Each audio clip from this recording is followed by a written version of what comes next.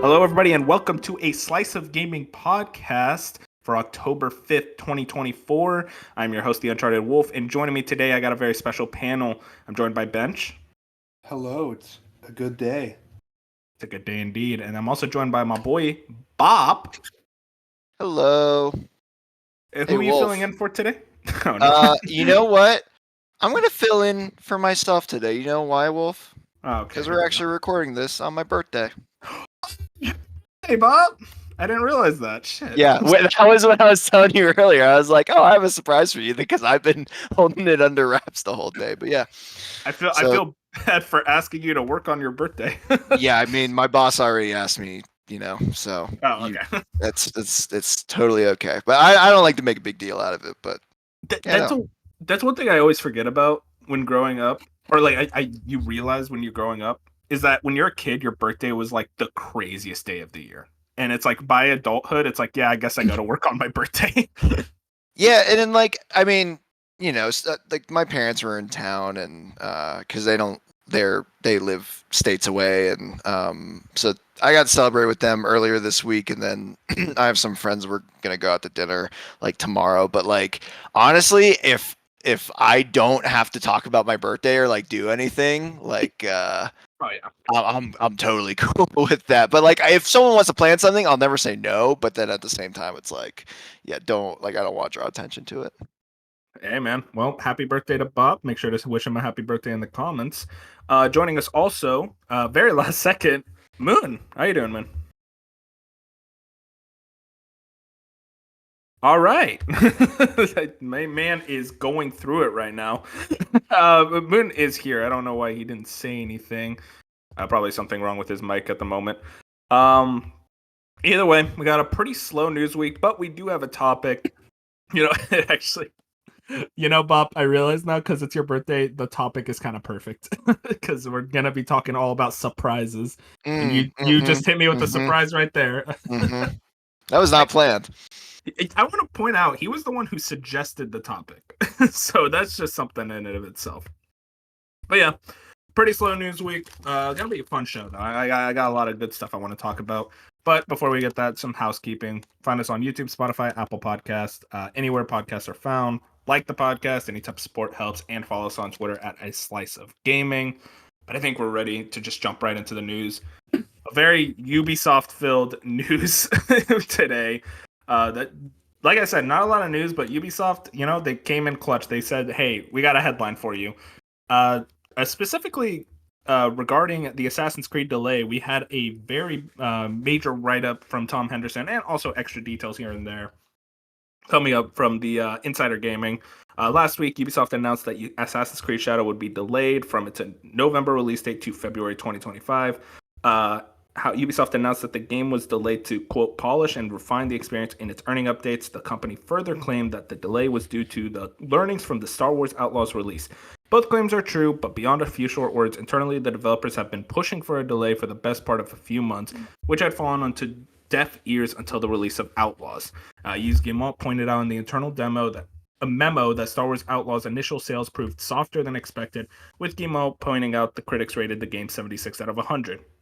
On Metacritic, although I was given a figure on what although I wasn't given the figure on what Ubisoft anticipated Outlaws to sell within its first month, the game has just surpassed 1 million units sold at the time of writing. So I want to do a quick break stop here just to talk about the Outlaws sales initially. 1 million in a month is horrible, specifically for a Star Wars game. There's a lot of factors here. I mean, I don't know what you guys think caused this 1 million in a month to be so disastrous. Yeah, I mean, that's a terrible sales number. Because, I mean, we see things like Persona 5, Yakuza, and, Unicorn Overlord celebrating 1 million. And this is Star Wars. So, that's just terrible. Yeah, Yakuza was 1 million in a week, correct? Yeah. What was? Yakuza. Oh, yeah. I remember also seeing that I believe the first week sales of Outlaws were half of what Jedi Survivor was.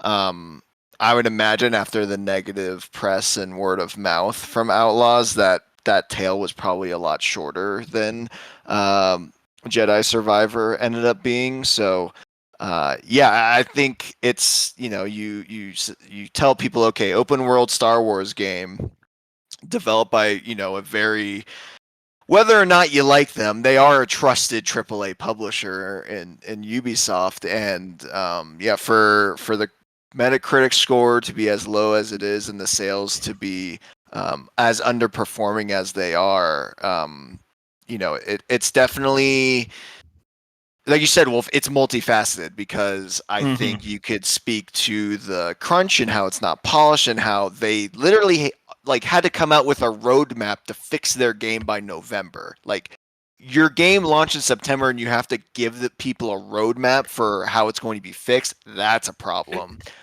The fact they're trying to skew it as oh, this is the actual launch or the second launch for the game. It's like, no, you only get one shot. What are you talking about? Yeah, and so I think that's obviously a major factor.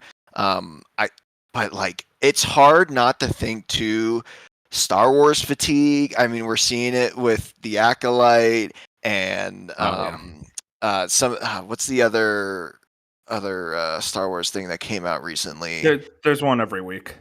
Yeah, it's just I think it really is fatigue, and I'm part of the problem. I said I was going to play this game at launch, and I once the reviews and the first kind of initial impressions came out, I was like, oh, maybe I still want to play it, but maybe I don't want to play it right now. And now that they're making changes and everything, I might be going back to it soon, but I think it was a perfect storm of on paper this seems like a great idea, but man, behind the scenes you start peeling it back and it's like, wow, there was a lot of issues with the launch of this game. What was you said a week before launch? It's like, this game's gonna do really well, both critically. Okay, hey, it's my birthday. We don't have to Bring up mistakes I had in the past. It wasn't really well. It was just going to be nominated for Game of the Year. Hey, there's still a chance. There's still a chance. I mean, who knows? Maybe this is how Birdie could still win. Yeah, if it relaunches on Steam to critical success, it passes Wukong sales numbers. Never say never. I mean, man, can I get your thoughts on this? Why do you think Star Wars fatigue is the main reason, or maybe it's a Ubisoft fatigue thing? What do you think is a major part? It's probably a whole slew of things, but I do think there's probably a part of that. And as much as we don't like to admit it, I do honestly think the fact that there is not a character holding a lightsaber on the cover probably has something to do with it. You should think about the general audiences and how they buy stuff. I mean, look at Horizon being the perfect example of all the gamer sphere says, yeah, this is a pretty good game and a good franchise, where it's the number one selling thing to the general audience who only buy 1 to 2 games a year. So the fact they see a Star Wars game and it's not about a lightsaber wielding badass, they're just maybe not. And then of course they look up probably scores online for a brief thing, and they're like, oh, 70, oh, okay, fine. So that probably didn't help. I think also September for a game like that is probably not the greatest thing. I think a lot of us, even if you're not familiar with the whole Ubisoft games go on sale real quick mentality, I think a lot of people will see that and go, it's close enough to Black Friday, I can hold out. Yeah, I think that's all true. That you bring up the Black Friday, the Ubisoft sales thing, and I do actually think the common consumer is very aware of the idea that Ubisoft games do go on sale, and maybe that's why they're trying to go for this second launch in November. I also think it's a next gen only game, correct? I believe so. Yes. I'll double check. Yeah, next gen only. Obviously, there's a lot of PS5s and Series X's. There's a lot of PS5s out in the world, but it's not to the level that when Jedi Fallen Order came out and there was over 100 million PS4s out in the wild. And also you're talking about there's just so many factors that go into the fact that also, that's what I was trying to remember. $70 price tag. that immediately is very unappealing to a lot of people. And also, you could say like maybe Uplay Plus went into the factor of why it didn't sell well. There was a lot of people that just paid for a month of Uplay Plus and then canceled it the next month. I think that's what friend of the show Jat did. It just kind of shows it's like, yeah, the more you look into it, the reason for Outlaws selling 1 million copies in a month is starting to make a lot of sense. And also, I could not find anything about Jedi Survivor's sales figures. There's no exact figure, but I did see what you were talking about, Bob, that it sold half of what was it? You said half of in a week? At first week sales, it was Outlaws was half of what Survivor sold. That's it. Okay, yeah. Let's move into the next thing here. So why was Shadows delayed? It's a complicated question without a single answer, but it boils down to a strict development timeline, polishing and addressing the Japanese community's cultural and historical accuracy concerns. I mean, which part do you guys want to park on first? I think polishing is like the obvious reason why it got delayed, or at least like kind of the thing of like Ubisoft realizing like we keep putting out our games and they keep coming out buggy. We keep getting destroyed in the reviews. Let's at least get a few more months. And it seems these developers were very much expecting a delay at this point. Any more thoughts on the polishing aspect? No, I think it's just probably something that they thought they could get away with Outlaws and Shadows. Now they saw they can't with Outlaws, so they just can't do that with Shadows at all. But let's get into the major meat here. Tom Henderson states here, but first, let me address some of the wild rumors about Yasuke. He's not going to be removed. However, sources have said that the team has been actively addressing many of the historical and cultural concerns, which started before the game's reveal following external playtests and were accelerated further following the game's initial reveal and mass feedback. This includes changing some of Yasuke's story and how he's portrayed in the game, fixing architectural details, and ensuring that the game is historically grounded while fitting in the Assassin's Creed universe. I mean, listen, we talk a lot about we don't talk a lot about these like grifters online because we try to ignore it. But do you think Ubisoft is trying to listen to them, or is it more so a thing of like, okay, we actually want to follow what the actual people are saying, and they're saying like there is like a lot of historical inaccuracies, historical things that we want to better reflect? Because apparently I heard the historical experts didn't come in until pretty late with this project, so maybe that kind of adds into it as well. What it kind of sounds like is, because you said there was part from like external testing, like the people in the testing before the reveal happened was also bringing up these issues. So it sounds like almost Ubisoft said, okay, we have these issues that are historically accurate or culturally accurate or whatever. And we're like, okay, maybe they're not a huge deal. Let's see how the audience reacts. And then the audience caught on to all of the inaccuracies, and they're like, okay, so this actually is a big deal. So now we actually have to go and fix this, because they thought maybe it's something that's so minor we can just glide under the radar about it. And turns out, no, you can't. I mean, yeah, but also like, I don't know if they like completely needed to like. It's a video game, and I don't know if Assassin's Creed has always been like the most historical thing ever. So I don't know, if something like's not super historical, at least it wouldn't bother me completely. I think it's interesting because I don't like the idea that, because I have heard kind of people say like, oh, Assassin's Creed's never been historically accurate. Like, okay, sure, the actual the Pope isn't a Templar. Like, sure, okay, I think we can all agree that that's not real. Yeah, right. Like, I think we can all agree Michelangelo wasn't like in a secret Assassin's Guild, but you're ruining the games for me, man. I'm sorry. But you know, there's still like a level of like some of the, what was it? Origins? No, it was Odyssey. Odyssey had that and like. Origins. Oh, it was Origins too? Yeah, it's walk around and learn about the history of Egypt and Greece and all of these different things. And you know, I think it was easier, especially because Ubisoft, I think this, and I forget who the main developer, which part of the world they're in, because obviously Ubisoft is Quebec. But who were making the older ones? Has it always been like Quebec? I don't know. Are you talking about like Assassin's Creed 2, 3? Because the only reason I bring that up is because those are all European history, right? So Ubisoft's based out of France. I feel like they would have a closer tie to that. Montreal. It was Montreal. Okay, well, can't really use that in my argument, but Assassin's Creed 2 was Montreal. I can got agree it. with the other Okay. ones. I think that, it's less whether or not they're more familiar with it or if there's less like documented history, because I think we all know about the Renaissance era, we all know about the Industrial Revolution. Granted, I don't think most of us know much about, but even with Valhalla, it was like more Norse mythology than it was actual historical accuracy on where they were at in the real part of the world. But like with Japanese history, maybe it's more of a blind spot for them. And like Moon said, they're like, oh, this should be close enough. And the people who have been wanting a historically set Japanese Assassin's Creed game are probably like, hey, no, we want the same level of detail that you've given the other games. And it's clear there's some inefficiencies there. And I think that's a fair criticism to levy. Bob, your thing did not work out well, by the way. You saying like, oh, European developers. All of them were developed by Montreal. Okay, but Ubisoft itself is French. Well, no, okay. Bob's argument. That's the publishing is France. Right. You're thinking That's about okay. Ubisoft Montpellier. They're the ones who do like Rayman.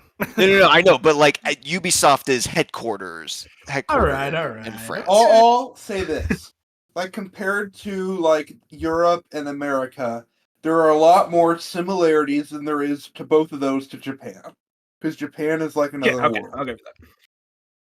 Yeah, I mean Canada's basically Europe, right? Yeah. It was owned by England for the longest time, or and France.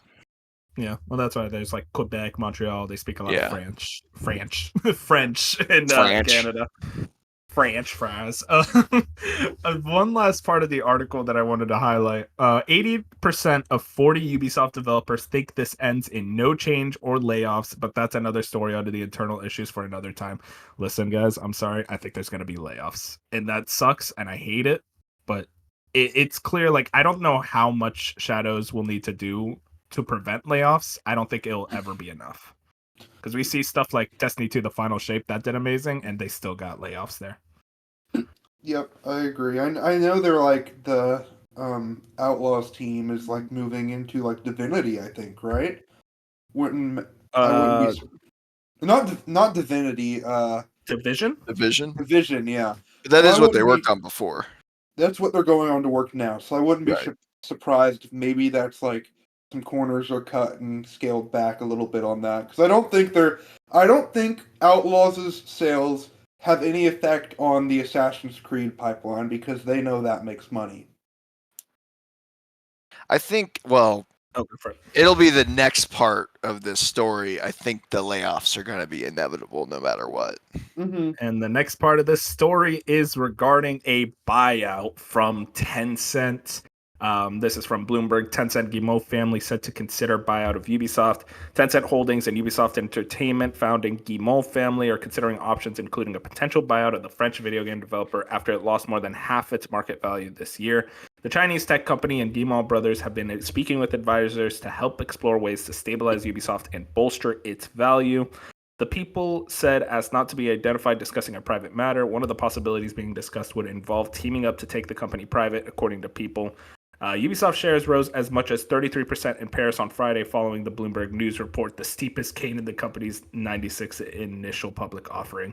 So yeah, that part is actually really funny. It was like literally when this article got published about like, oh yeah, they're considering being bought out by Tencent, shares went up. So that kind of tells me it's like a lot of the investors are like, yeah, we kind of want you guys to either go private or get bought out by Tencent. I think it's inevitable they're going to get bought out. And probably is going to be by Tencent. I don't want that, obviously, because Tencent is they're very weird. Very much like I don't know what their game plan is.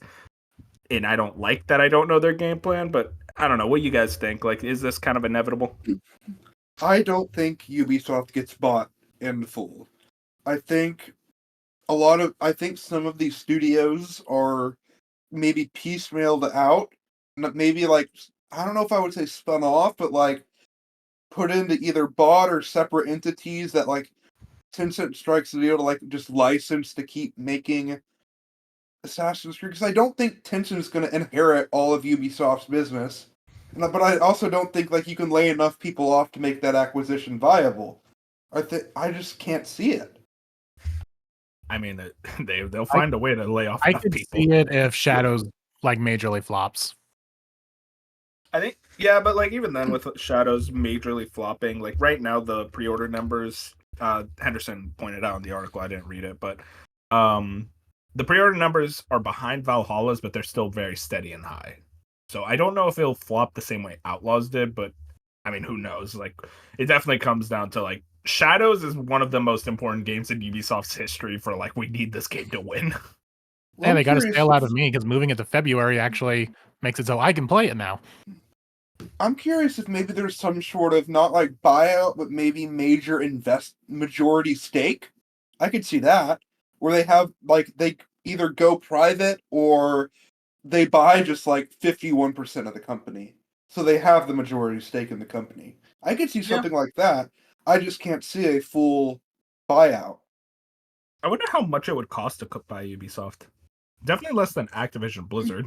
I mean, even though Microsoft overpaid for I mean, Activision Blizzard, still like kind of the equivalent of EA, and EA is pretty big. yeah. it Well, EA probably- was so much more though. I mean, Bethesda was and that was 4 years ago, but they were what, 8 million or 8 billion? Yeah, 8 So, billion. But again, I that's kind of overpaying a little. Yeah, I I think, think but I it's think you a kind of lot. have to. I would Oh, yeah. probably put it anywhere between 15 to 20. I'd say 20 to 25. Because I don't think, I mean, Activision, yeah, is just such an anomaly because you have, I mean, whether or not their games sell or games like still have that prestige, like Blizzard and like between World of Warcraft and Call of Duty, yeah, that's just an insane amount of And Candy money Crush. and market share and Candy Crush, yeah. So you know, with Ubisoft, I think. Yeah, and like I think EA would probably even be valued higher because they have like the sports games and that revenue stream, whereas like Ubisoft has Skull and Bones. So Well, I I mean, do I think- say that Closest thing I jokingly. see. They have, I mean, they have Siege. Siege still makes them a lot of money. Not But- like it's not like that consistent revenue stream No, that like it's all not, these companies yeah. want, like Madden, like Right. FIFA. EA's Well, got it on lock when it comes to that. Yeah. Well, we know they're trying to have like a big Assassin's Creed project out every 2 years and a big like either expandalone or expansion in the between. So that's still like you're promising guaranteed revenue, like say a Call of Duty every year. So I think there's like that gives them, if they can like show that hey this will work to investors or Tencent or whatever. There's some guaranteed revenue in that. Yeah, for sure. And like going back to what I was saying earlier, I think no matter what, whether it's a buyout, whether it's they hold off and stay firm, or they lean down or like scale down and kind of lean some of or get lean as far as staff count. I think heads are gonna roll no matter what. Unfortunately, I Mhm. think it'd be probably the best if they were to just sell off a few studios to hold off from a buyout. I think that would be in their best interest personally. Because yeah, kind of like what you said, Wolf. I mean, nothing has shown that Tencent being owned by Tencent is inherently a bad thing. They're just there. They're so weird. But I mean, it's very similar to like Embracer Group, where they just kind of buy stuff up and they're just like, okay, we still want to kind of make games, but at some point, you know, like your portfolio gets a little too big, and it's like, where is the money coming from? Where is it going? And That's sorry. I'm sorry. no, I was yeah, it's definitely. You know, I wouldn't want. They seem to be hands off, and maybe that's a good thing. But yeah, I think over the last 4 years, we've all kind of grown wary of like someone owning a lot of like major publishers or developers. Yeah, what I wanted to point out, it's like the Embracer Group comparison is interesting because like the thing is, I'd say they're different in the sense that like Embracer Group bought a bunch of shit and they're like, okay, we gotta find some way to do it.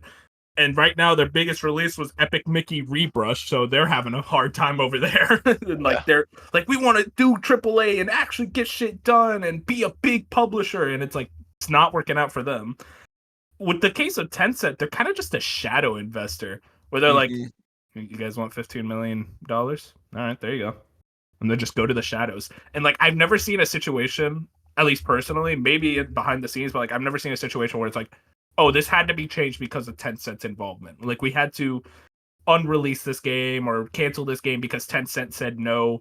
I've never seen a situation like that. Maybe there has been situations behind the scene, but they're kind of just this shadow company that gives money and then just chills. I don't know what their deal is. I think that's kind of the scarier part about Tencent is that they just don't do anything. I didn't know this. They already have a 10% ownership stake in Ubisoft. Dude, look at their ownership with every video game company. They have their pockets everywhere. They have Yeah, Sony, no, I mean, Epic this Games, Bungie. Yeah, Epic, FromSoft, Remedy, they fully own Riot and Sumo. Yeah, this is Techland. It's very, very interesting. Very weird. I just like, I don't like the idea of Tencent owning everyone, but also I'm like, at least I could say they haven't done anything. Like, they're just there. Mm-hmm. But speaking of games, like Bench kind of mentioned the Assassin's Creed pipeline. They want to have like one game every 2 years, and then an expansion like in between. Well, Expansion or expand alone, something like Mirage, I think. Either one. okay, yeah. Well, we got maybe one of those games rumored to be closer than we think. Exclusive Assassin's Creed Black Flag. I want to be very, very careful with that. Almost. The remake is closer than you think. This is Tom Henderson, again, at Insider Gaming. When rumors of the Assassin's Creed Black Flag remake began to circulate on the internet, many, including ourselves, assumed that the game would still be years away. However, new details and documentation on the game sent to Insider Gaming under the condition that it does not go public. You don't have to say all that. Oh, whatever. Suggests that the game is well into development and could be released much sooner than we all thought. In fact, prior to the recent Shadows delay, which is understood to affect the Assassin's Creed pipeline of content releases, the Black Flag remake, codenamed Obsidian, was said to be released around November 2025, which would be around the same time that the series multiplayer offering, codenamed Invictus, is to be released. My God. That is a lot of fucking Assassin's Creed, guys. Now, granted, this is before the Shadows delay, so that apparently affected the pipeline. But it seems like they're very serious about trying to get an Assassin's Creed, not just at this point, like twice a year now, which I don't know. You want to talk about Star Wars fatigue? I think Assassin's Creed fatigue is really starting to show up. Yeah. Yeah, I mean, we just saw it with Star Wars, and Valhalla got a bump because it was at the start of this console generation, but I don't think I think most people still prefer Odyssey or Origins over Valhalla. I mean, Mirage kind of came and went. Some of the other, even the VR project didn't really gain enough steam. So yeah, I mean, I don't think they can't just pull the COD formula of, yeah, here you go, here's more of that. It's like I think it's more prone to burnout than hopefully, or maybe not hopefully, they realize, and they might be drawing themselves into a corner here. Yeah, I'm just I mean, do you have much excitement for a Black Flag remake? I don't know if you played it before, but yeah, Black Flag's probably top 3 favorite Assassin's Creed with Odyssey and AC2. I'd probably put it up there. But it's one of those things where, admittedly, I haven't played it in a while, and obviously a lot of the newer games took a lot of inspiration from Black Flag. So the other thing is, like, if they remake this and I go back, it's like, oh, maybe Odyssey did this part better, or Origins did this. It's like, oh, this actually doesn't feel as good as going back to it as I remember it. But I don't think that would happen. I think the nostalgia would help with that. But I'm not exactly. This wouldn't be a day one purchase. And honestly, isn't it backwards compatible still on Xbox? Yeah. Yep. Yeah. So again, we're back to game, so. right. We're back to the Horizon issue of, like, yeah, I'm not paying another $60-$70 for a remake unless your Better water have the is same energy. No, I mean I will, because it's like I'd rather just go back and play, 'cause it still holds up. Unless you're telling me your water is like ray traced with top of the line, like, it looks better than Sea of Thieves You water, could because I touch feel like the that's the water. gold standard. Yeah, right. Like your controller gets wet and it's not coming from the sweat on my hands. Maybe I'm interested, but yeah, otherwise it's gonna take a lot for me to be interested in that.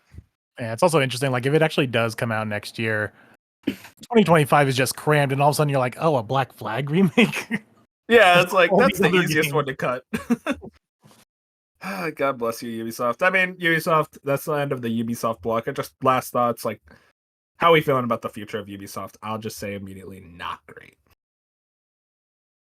And I think feels like a lot is going to hinge on what happens with Shadows. Exactly. And I think I Ubisoft think needs that to succeed. You know what? I think we should all, as a group, buy Skull and Bones, really start investing into that, and start a revolution, and get them in the black.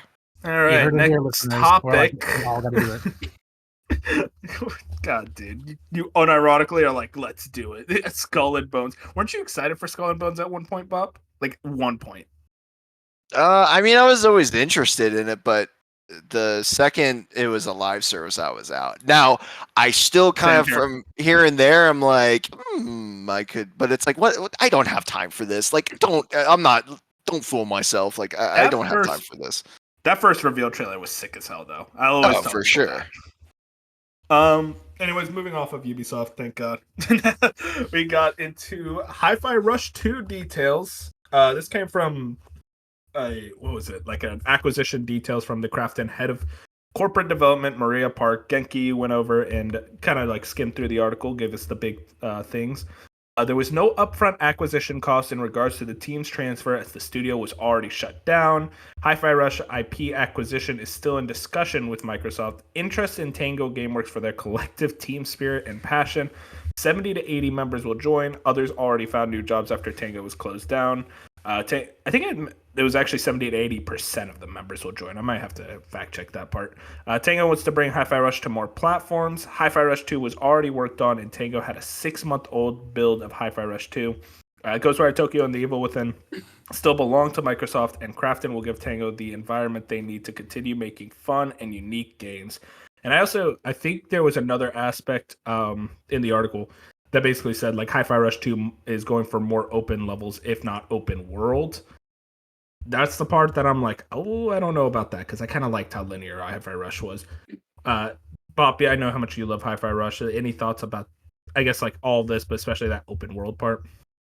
Yeah, I mean, I feel like open world, like just saying you're going to go open world nowadays, for the last like 5 to 10 years, it's like, you don't need to, like, it's okay. Like, it's such a big change in scope that I feel like you lose a lot of intrinsic value in what made your game special in the first place. But obviously, if that's like, I don't think that necessarily makes it interesting to me. But like, if it's pulled off well, I mean, who am I to judge? It's funny. I think about in the game, my least favorite part was traversing in parts of the levels where there's nothing going on, and it's like you have to dash specifically to the beat, and like, yeah, that's fun, but it's like, could you imagine like dashing to the beat in an open world where it takes you like 5 minutes to get somewhere? Like, okay, I would really just like to run, or just fast travel there. So yeah, I don't know how I feel about that. Probably not on the better side, but I'm gonna hope that they have a plan if that's what they want to do with it. But yeah, I mean, I'm glad they're obviously still trying to save the IP and work on it, and even if they know it won't be like, this is what I was worried about, right? Is like they were just going straight. They're going to look straight at a spreadsheet and be like, okay, this isn't making enough money. Let's cut our losses here and move on. I think they've recognized like, yeah, okay, this might not be like the biggest seller, but I think it's worth it to like both for the Deserve it. studio, because they made such a great game, they deserve a sequel, and build that goodwill with the fans as well. Yeah. I mean, everything you said, I kind of agree with, where it's just like, I'm very surprised to have a company like Krafton basically say, like, yeah, we kind of expect this not to do well, but we're fine with that. I will say, I don't know if you guys caught the story about the Callisto Protocol, about how Glenn Schofield said Krafton was not a very good publisher, caused a lot of issues. Does that worry you at all in regards to like what we get with Hi-Fi Rush 2? On the publishing side, no, because it's already like an established brand with Hi-Fi Rush. Especially if granted, we have no idea if this is going to happen, but I would assume and hope that Xbox would continue to support and be like, yeah, we can put this thing on Game Pass for you, and so that will help a lot too. So on the publishing side, not worried so much, but the developers, as long as a lot of the same developers are on it, it should be hopefully a good sign. Mm-hmm. Yeah, very curious to see the future of Hi-Fi Rush. Awesome IP. Glad to see it still kicking. Moving on, Bench, you got to control your mans, all right? Yeah. We got to get him to stop doing interviews because he keeps getting the Final Fantasy community into a goddamn frenzy every fucking time. He's still my goat. You got to control him, though. You got to control your goat. Yoshi P questions whether it's possible to remake Final Fantasy IX as a single title. Quote, it's a game with huge volume. In an interview with... There's no way. In an interview with video games. I like These it. video games. Straight to the point. Non-video games. Non-video games. The Final Fantasy XIV director and Final Fantasy XVI producer was asked which series entry he'd like to remake given the chance. Quote, oh man, that's a super tough question. The one that I would like to make myself would be Final Fantasy III, I think. Quote, of course, I do know there are requests for Final Fantasy IX to be made, but when you think about Final Fantasy IX, it's a game with huge volume. When you think about all that volume, I wonder if it's possible to remake that as a single title. It's a difficult one. It is a tough question. Bench, control your mans. What is he yapping about? I think he's just yapping. I think he's just yapping? Is he spitting facts or is he just trolling? I think he's just trolling because he's an executive at Square. He knows there's a 9 remake in development, and it's not his studio that's making it, so he can just say whatever the hell he wants. I mean, okay, 9 remake is real, right? We all agree. Yes. Do you think it's just gonna be one game? Yes, it's just gonna be one game. It's just such a funny quote. We know it's not his studio making it, so... Yeah, no, I just think it's a funny quote. I wonder if it's possible to remake that as a single title. It's like you did it in 2000. Like you did it already. But yeah, I don't know. I mean, listen, I know it's probably real. How much of an upgrade do you think? Is this going to be like a P3 reload up remake, 7 remake? That's probably too far. I think it's near reload, but I think it tries to really harness that like fantasy book kind of art style that the original has and really make it pop. You think they're going to mess with the combat or keep it turn-based? I don't think they mess with the combat at all. I think like on a lower end, they're not going to overhaul it to make it something different. That voice acting is going to scare me. Why? Was there voice acting in the original? No. Nope. But I just have voices for these characters, and especially Vivi. And if they give Vivi a bad voice, it's going to ruin the character and make them annoying. And then they're not annoying; they're precious. It's just such a spiral. I think you could. I mean, you could turn off the voices. Bench also just openly admitted he has voices in his head. We're not talking. We all about do. That. Come on, man. You play video games. You played Beyond Two Souls. He left the door wide open. What do you want from me? It's like when you're hearing something in Japanese watching anime. For some reason, it sounds like English. No. Moving into our next topic. Bench is just like auto-translating Japanese in his head. Respect the hustle. Moving into our next topic. Bob wanted me to add this because I actually forgot it was this week. Oh my god, you were just yapping. Switch emulator Ryujinx, thank you, has been taken down after Nintendo contacted its lead developer. As reported on Twitter by Oatmeal Dome, the emulator Ryujinx, an open source emulator promising, quote, excellent accuracy and performance, a user-friendly interface, and consistent builds, has been shut down by its lead developer. Message posted on the emulator's Discord server by developer I'm not saying that, explained that lead developer GDK-chan was approached by Nintendo and took the emulator down shortly after this, removing all download links and the GitHub repositories hosting the emulator. Quote, yesterday, GDK-chan was contacted by Nintendo and offered an agreement to stop working on the project, remove the organization, and all related assets he's in control of. While awaiting confirmation on whether he would take the agreement, the organization has been removed, so I think it's safe to say what the outcome is. Rather than leave you with only panic and speculation, I decided to write this short message to give you some closure. And then they also mentioned back in May, Switch emulator Yuzu was taken down. Now, my viewpoint is simple. I don't like how Nintendo is like very aggressive towards emulators. I get the whole with Yuzu, that was very much a case where they were leading to the ROM sites, they were leading to the actual illegal part of emulation. But emulation is legal. Like that very much was a court case that happened. This was a case where they sent a cease and desist, very much scared the guy into taking down the emulator.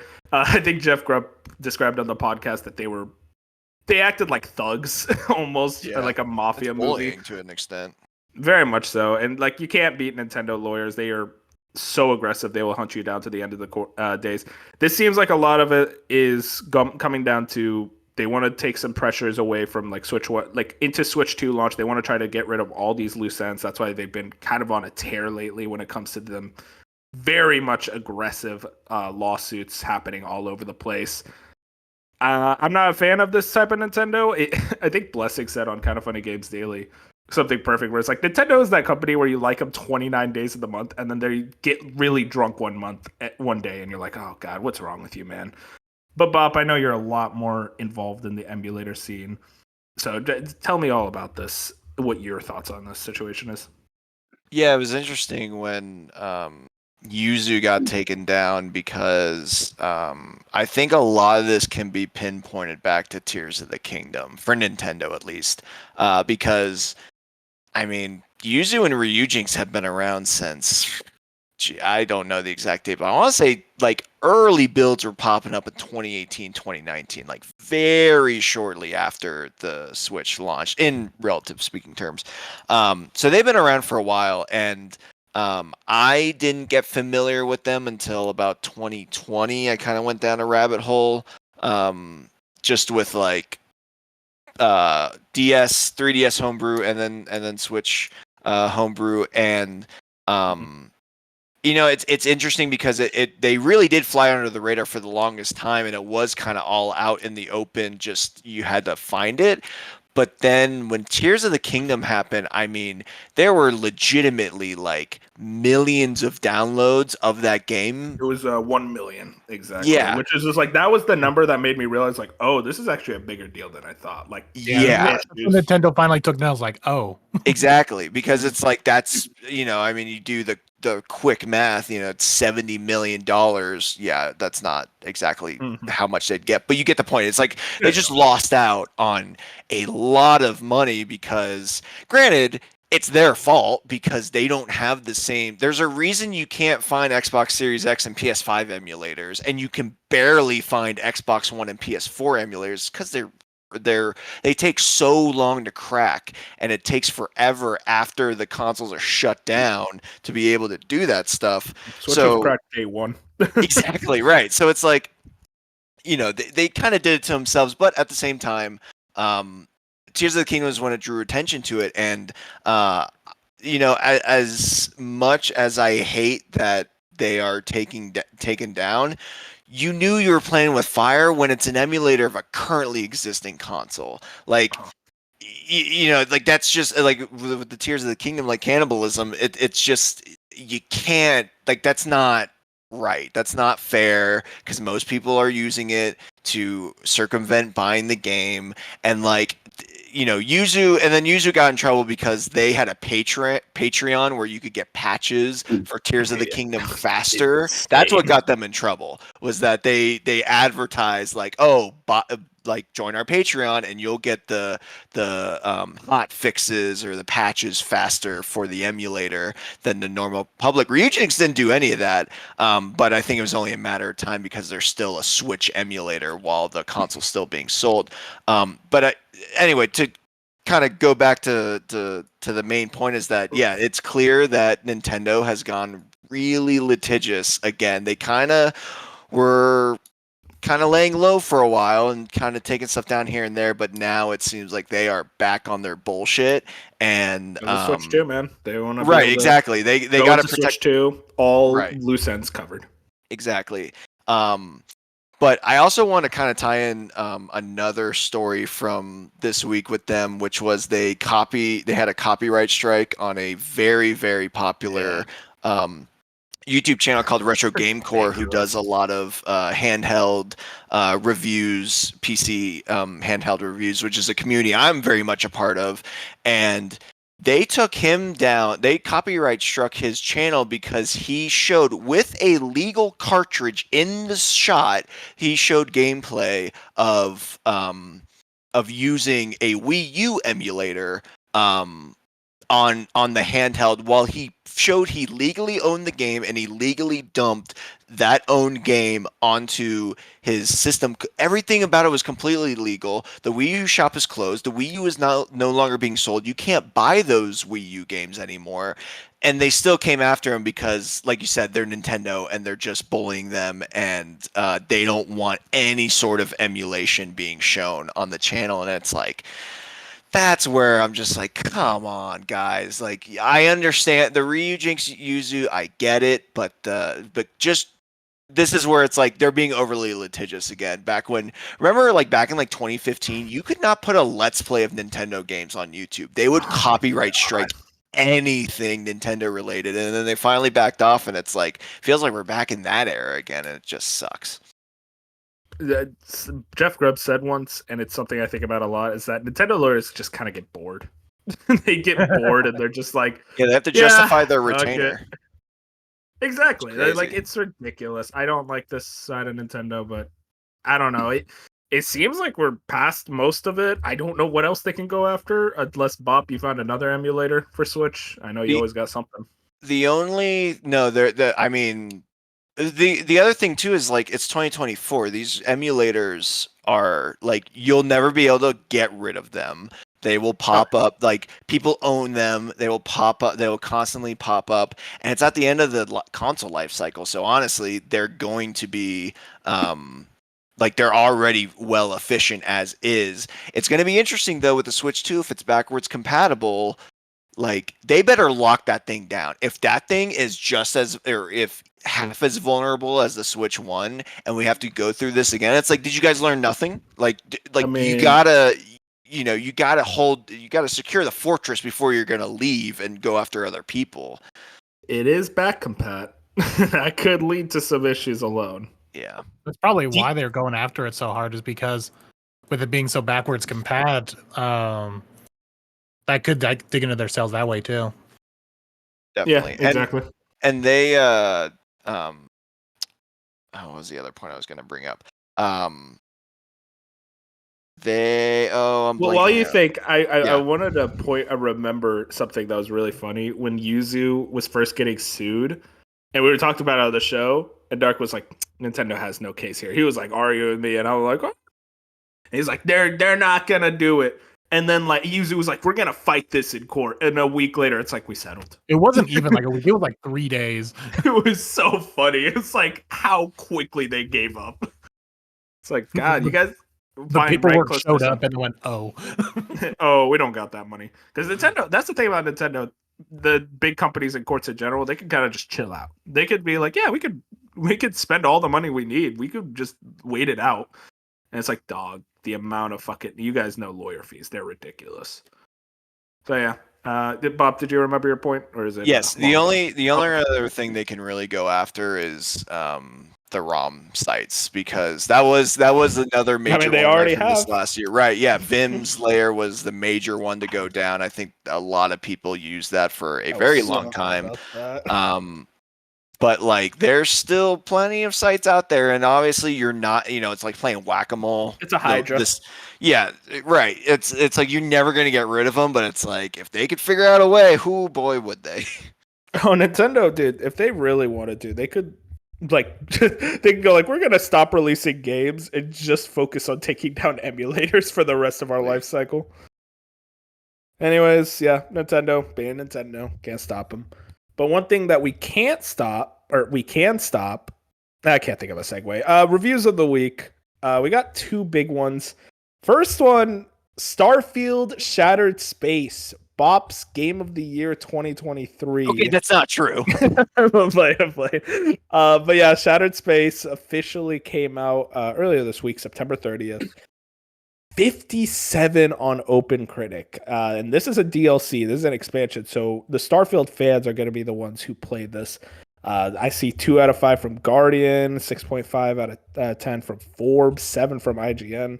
Don't worry, Xbox Era gave it a 9. So if you guys were worried, But Xbox gave it a 5 out of 10. So what? That's got to be like a warring feud over there. There's going to be a feud. The Xbox fan sites are going over war. But yeah, Shattered Space doesn't seem to be doing all too well. Bop, as a game that you played and enjoyed? Question mark. I did enjoy it. Okay, yeah. Does this get you less excited for Shattered Space? You're just gonna skip it. What's the joy? So I actually did go back last night. I launched it for. Oh, I should actually check that. When was the last time I launched it before last night? Okay, while I'm doing that, I did go back last night and boot it up for the first time in what feels like forever. And it definitely was jarring because I was just like, okay, I had forgotten that I left off right at the start of a New Game Plus run. So I'm like, oh, cool, I'm poor. The story has started over and I have no idea what's going on or what, like, I don't have anything. Like, so I literally spent like the first 30 minutes playing last night being like, looking up YouTube videos from a year ago, being like, fastest way to make money in Starfield so that I can buy guns and armor and everything. So that was fun to go back to. But I started like the first mission last night. So I haven't even gotten to the planet yet that the DLC takes place on. But just overall, that answers the question. Like, I do want to play it and go back to it, but I think from what I have read, the major thing here is that this feels so much more like a story update that you should be getting for free rather than a $30 paid DLC. Because I think if it was just like a quick story expansion, where it's like, hey, because they had done that in the past where it's like, hey, here's a couple missions and everything, and like, sure, they made a new planet for it, but it's like, you guys really need to like flesh this out, and it seems like they didn't, and they're still charging $30. So, and it's pretty fast, and there's not like true there. So there are 2 people you can, right? Yeah, 5 to 10 hours. Probably closer to 5, and then another 5 you can probably do exploring the planet. And then there's not really new companions because there are people you can recruit, but they're not the same companions as like Sarah or Andrasia. So 4 companions. God, that's insane to me still. I'm sorry. Continue. No, you're good. I mean, and so that's why I think, and it's like, you look at Cyberpunk, right? As much as I am not a fan of Cyberpunk, they put their heads down. They fixed a lot of things, and then they released Phantom Liberty, which truly was like, think of it like that should be the comparison alone. Those are both $30 DLCs, and think about what Phantom Liberty is doing compared to what Shattered Space is doing, and you can see why this game has a 57 right now. Like, it's unacceptable. Like, there's no real other way to put it, and it's just there was a comment this week from the lead narrative designer, I believe. I was just about to bring it up. Emil Patronov, or it's Emil. I know that. Right, yeah, but he was basically saying something along the lines of like, we think Starfield is our best game ever. It's like, okay, you made Skyrim, by the way. Just want to point that out, but sure. Yeah. So I haven't actually played the DLC yet, but I think. I don't know, man. Like, again, I kind of talked about it with Bench earlier today, where it's just like, this game, I love it so much on the surface level, but I can't help but feel hollow every time I play it. I mean, bet you were talking about what's it called? You were expecting this to be the Phantom Liberty moment, and those reviews scared you off. I mean, yeah, because like Phantom Liberty for Cyberpunk is just like one of the best things you'll ever play. And on top of like fixing a game that's great now that it's fixed. And then seeing Shattered Space just did none of that. It's just like I have no reason to want to go back now. It's just weird because I remember like a few days before the reviews dropped, everyone was like, "Oh yeah, this is actually pretty good DLC. It's gonna be really good." And all of a sudden, the reviews come out. I'm like, "Wait, what happened?" It was weird because I saw the first review I heard was from Greg Miller, who, admittedly is a very big Starfield fan. And he was like, yeah, it still has all the same problems, but I love Starfield. So, that's that. And then the review started coming out. It was like 60s and then now 57. It's like, okay, well, apparently Greg lied to me. or not. Maybe, because like I see some Starfield fans say they loved it and then some going like they hate it. I don't know. This is a fascinating game to really watch the history through. I still think a lot about how excited I was pre-release.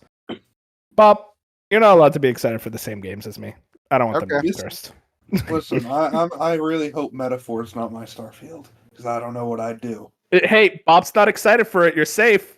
He installed the demo. It's Yeah, I did already install the over. demo It's tonight, over. so I'm Uninstall interested. it. We need this to be good, Bob. Oops.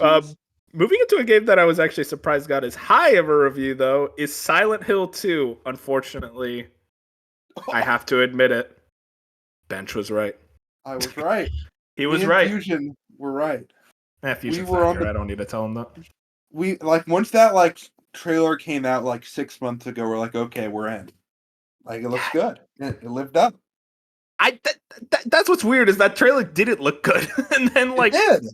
yeah, but then the last month we had trailers that were actually really good. It's like what happened? I think from what I heard, it was apparently like they were forced to show year-old builds of the game where like it was not content complete or ready at all to be shown, and they didn't have the current builds to show off, so that's why it kind of looked so rough in the recent trailers. But then like the last month of like trailers and gameplay, it looked substantially better. But yeah, it's sitting at an 88 right now. 9 from a Game Rant, 8 from IGN. A lot of 9s overall, it looks like. I'm very much surprised. I'm very happy for Blooper Team. They did it. They broke their curse. Because, man, you want to talk about a company that, like, before this, everyone hated. And now that this turned out to be apparently as good as it is, it's like, oh, okay. We like Blooper Team now. I love Silent Hill 2, the original. It's one of my favorite games of all time. So to see it remade and apparently do as well as it did, I'm very excited to check it out. I think this is going to be a day one for me. I love that game so much. This isn't a day one for me, but it's mainly me waiting for the PS5 Pro. It's not like confirmed, but I can't imagine It's not going to like be because it's supported. exclusive. So like because I already have a couple things I want to like finish up before Metaphor, so I can wait on this, and then in like a month and a half, I'll play this. And I mean, it looks great. And now there's a question I have for you, Wolf. Oh no! This is Here we go. listen. If this hit, this is a for sure hit. And then if Delta hits, Yeah, I know what you're going to ask. or is Konami back? They're remakes, first of all. So, like, let's not put it all the way in. But Konami's back, guys. All right. Oh my god. The Konami era is here. Listen, you Square freaks have had it good for too long. All right. So now Wow. Konami's era is here. I'm sorry for the friendly fire bench, but it had to be done. You Square guys, you've had the last few years, amazing years. Us Konami fans in the fucking dirt. Now it's our time. I'll give you that. Like, since I've become like gaming, like I like look at gaming news and A stuff. pundit. Like, yeah, gaming, like interested in the news and playing day ones and stuff. Like, I've never experienced Konami ever, so I'm excited to. Because they stopped making games. Yeah, that's true. He's Dude, not it was going to any gotcha machines. It was the craziest thing when, like, after MGS5, all the fucking drama with Kojima, Silent Hill's cancellation, literally Konami just said, we're not making games. We're done. It's like, what?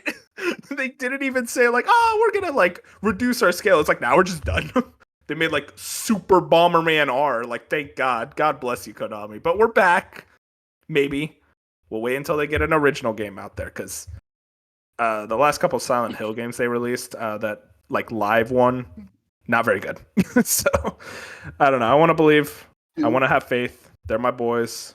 Just give me Castlevania. Does Blooper? Apparently, Castlevania has been rumored for like 3 years, so it has to be a work. It's been rumored. But is Blooper Team remaking another one, or do they get an original? They're gonna do remake, because I someone brought this up. And it's like, I think Blooper Team is very much a team that's very good at like the atmosphere, the vibes. They can nail everything except writing. They're just not good writers. So if you give them a pre-establishing like world IP and everything, they can nail it and then like do everything else very, very well. Just don't let them write anything. So I think it's actually a better idea for them to work on a Silent Hill 1 remake, then 3, go from there. But yeah, very excited to check out Silent Hill 2. Comes out on the 8th. Definitely went up my list to pick up, because now it's like, oh, it's actually reviewed well, and I could use a good horror game or something like that. And it was actually interesting. I was watching a couple of people's like breakdown of like the older trailers or the newer trailers, and just the massive difference between them. Oh yeah. Listen, before we move on. Moon, did your voice cut out or what? No. Oh, you just finished talking. Okay, I'm sorry. It just sounded like it would cut out.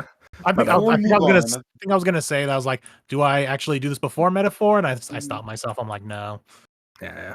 Okay, let's do last minute metaphor predictions. Oh my god. Listen, I'm gonna do predictions. I guess I'll do them alone. This is his podcast now, guys. We're just along for the ride. I mean, one of the best games of the year is dropping next week, and what do we think it scores? 83. 65. Non-JRPG fans are reviewing it. No, I'm kidding. I don't know. Bob, what do you think?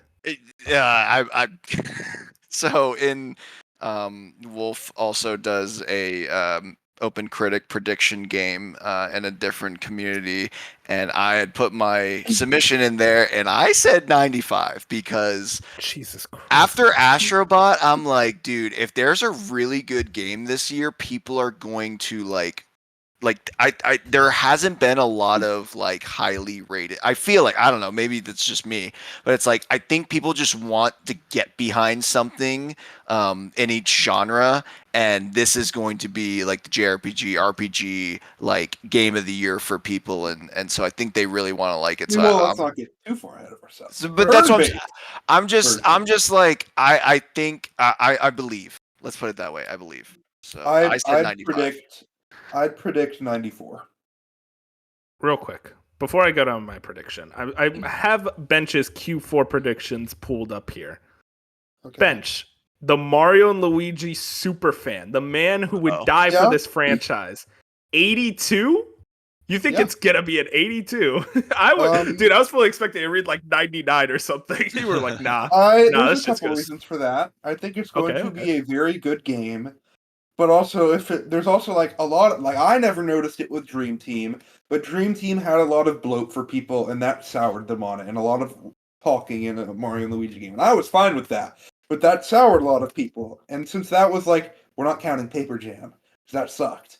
But if this is like we're counting, like if they're going the Dream Team approach, and it's going to be 30 to 40 hours, then I think it'll be like a 82, 83.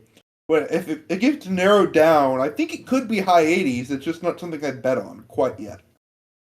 Fair enough. All right. Good take. Because also like the ones that's like the one that scored high, Thousand Year Door, it was a remake. So that gives it the credit of already being something established that is good. So Brothership's a new game, and I think I'm gonna love it, obviously. I'll talk about it more here later. But later? Oh, okay, and I know. Yeah, I don't know. For me, for metaphor, to go back to that, because Persona 5 reviewed like 95 or 96. Persona games usually review pretty highly. I expect metaphor to probably be like 90, 91. I doubt it's gonna hit that like 93 plus threshold, because I feel like that's like you are talking about like best games ever made around that time. Like 90 to 91, that kind of makes sense, especially because Reload was like an 89, I think, which honestly was lower than I expected, considering how much Persona fans love that game.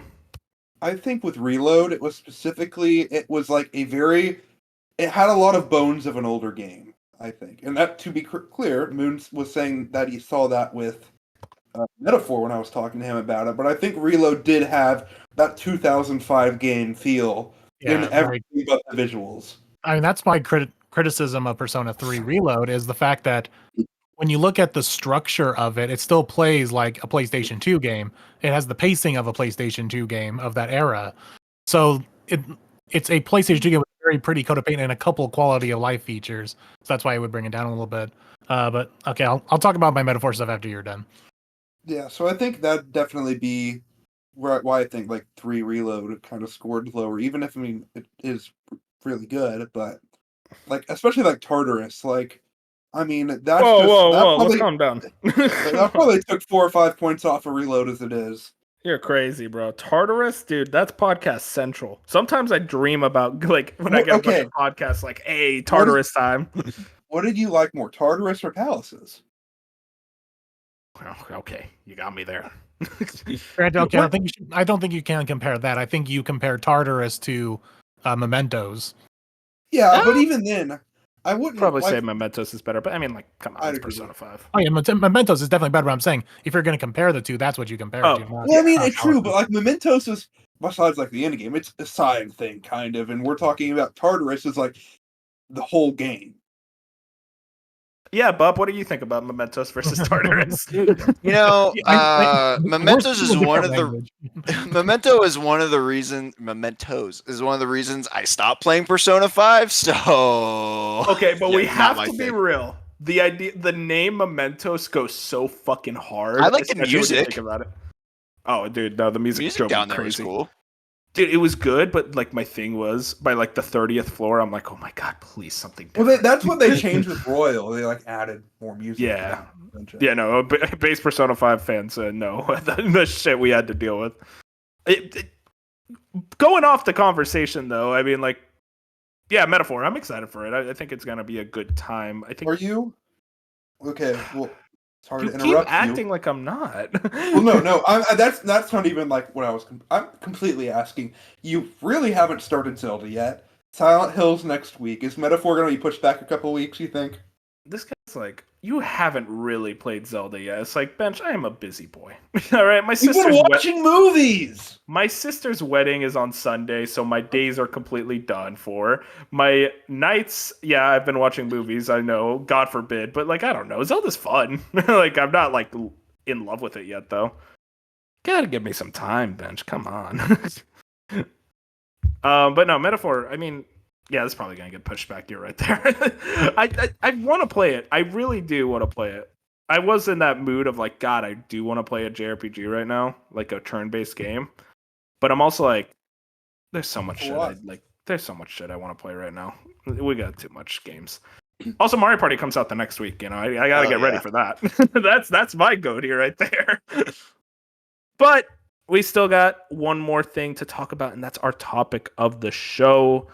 We're talking about Bop, your birthday is today, which came off as a surprise, just like our topic, which is our biggest surprises of this year. Basically, we got our biggest surprise new game, a game that came out you weren't expecting to be as good as it was, something that you're like, you didn't have your eyes on, and then it came out, and either maybe you haven't played it yet, but it's just like, oh wow, this is actually doing very well. Biggest surprise reveal, a game that got revealed that you did not expect to ever get revealed, like you just completely blindsided you, and extreme amount of hype past that.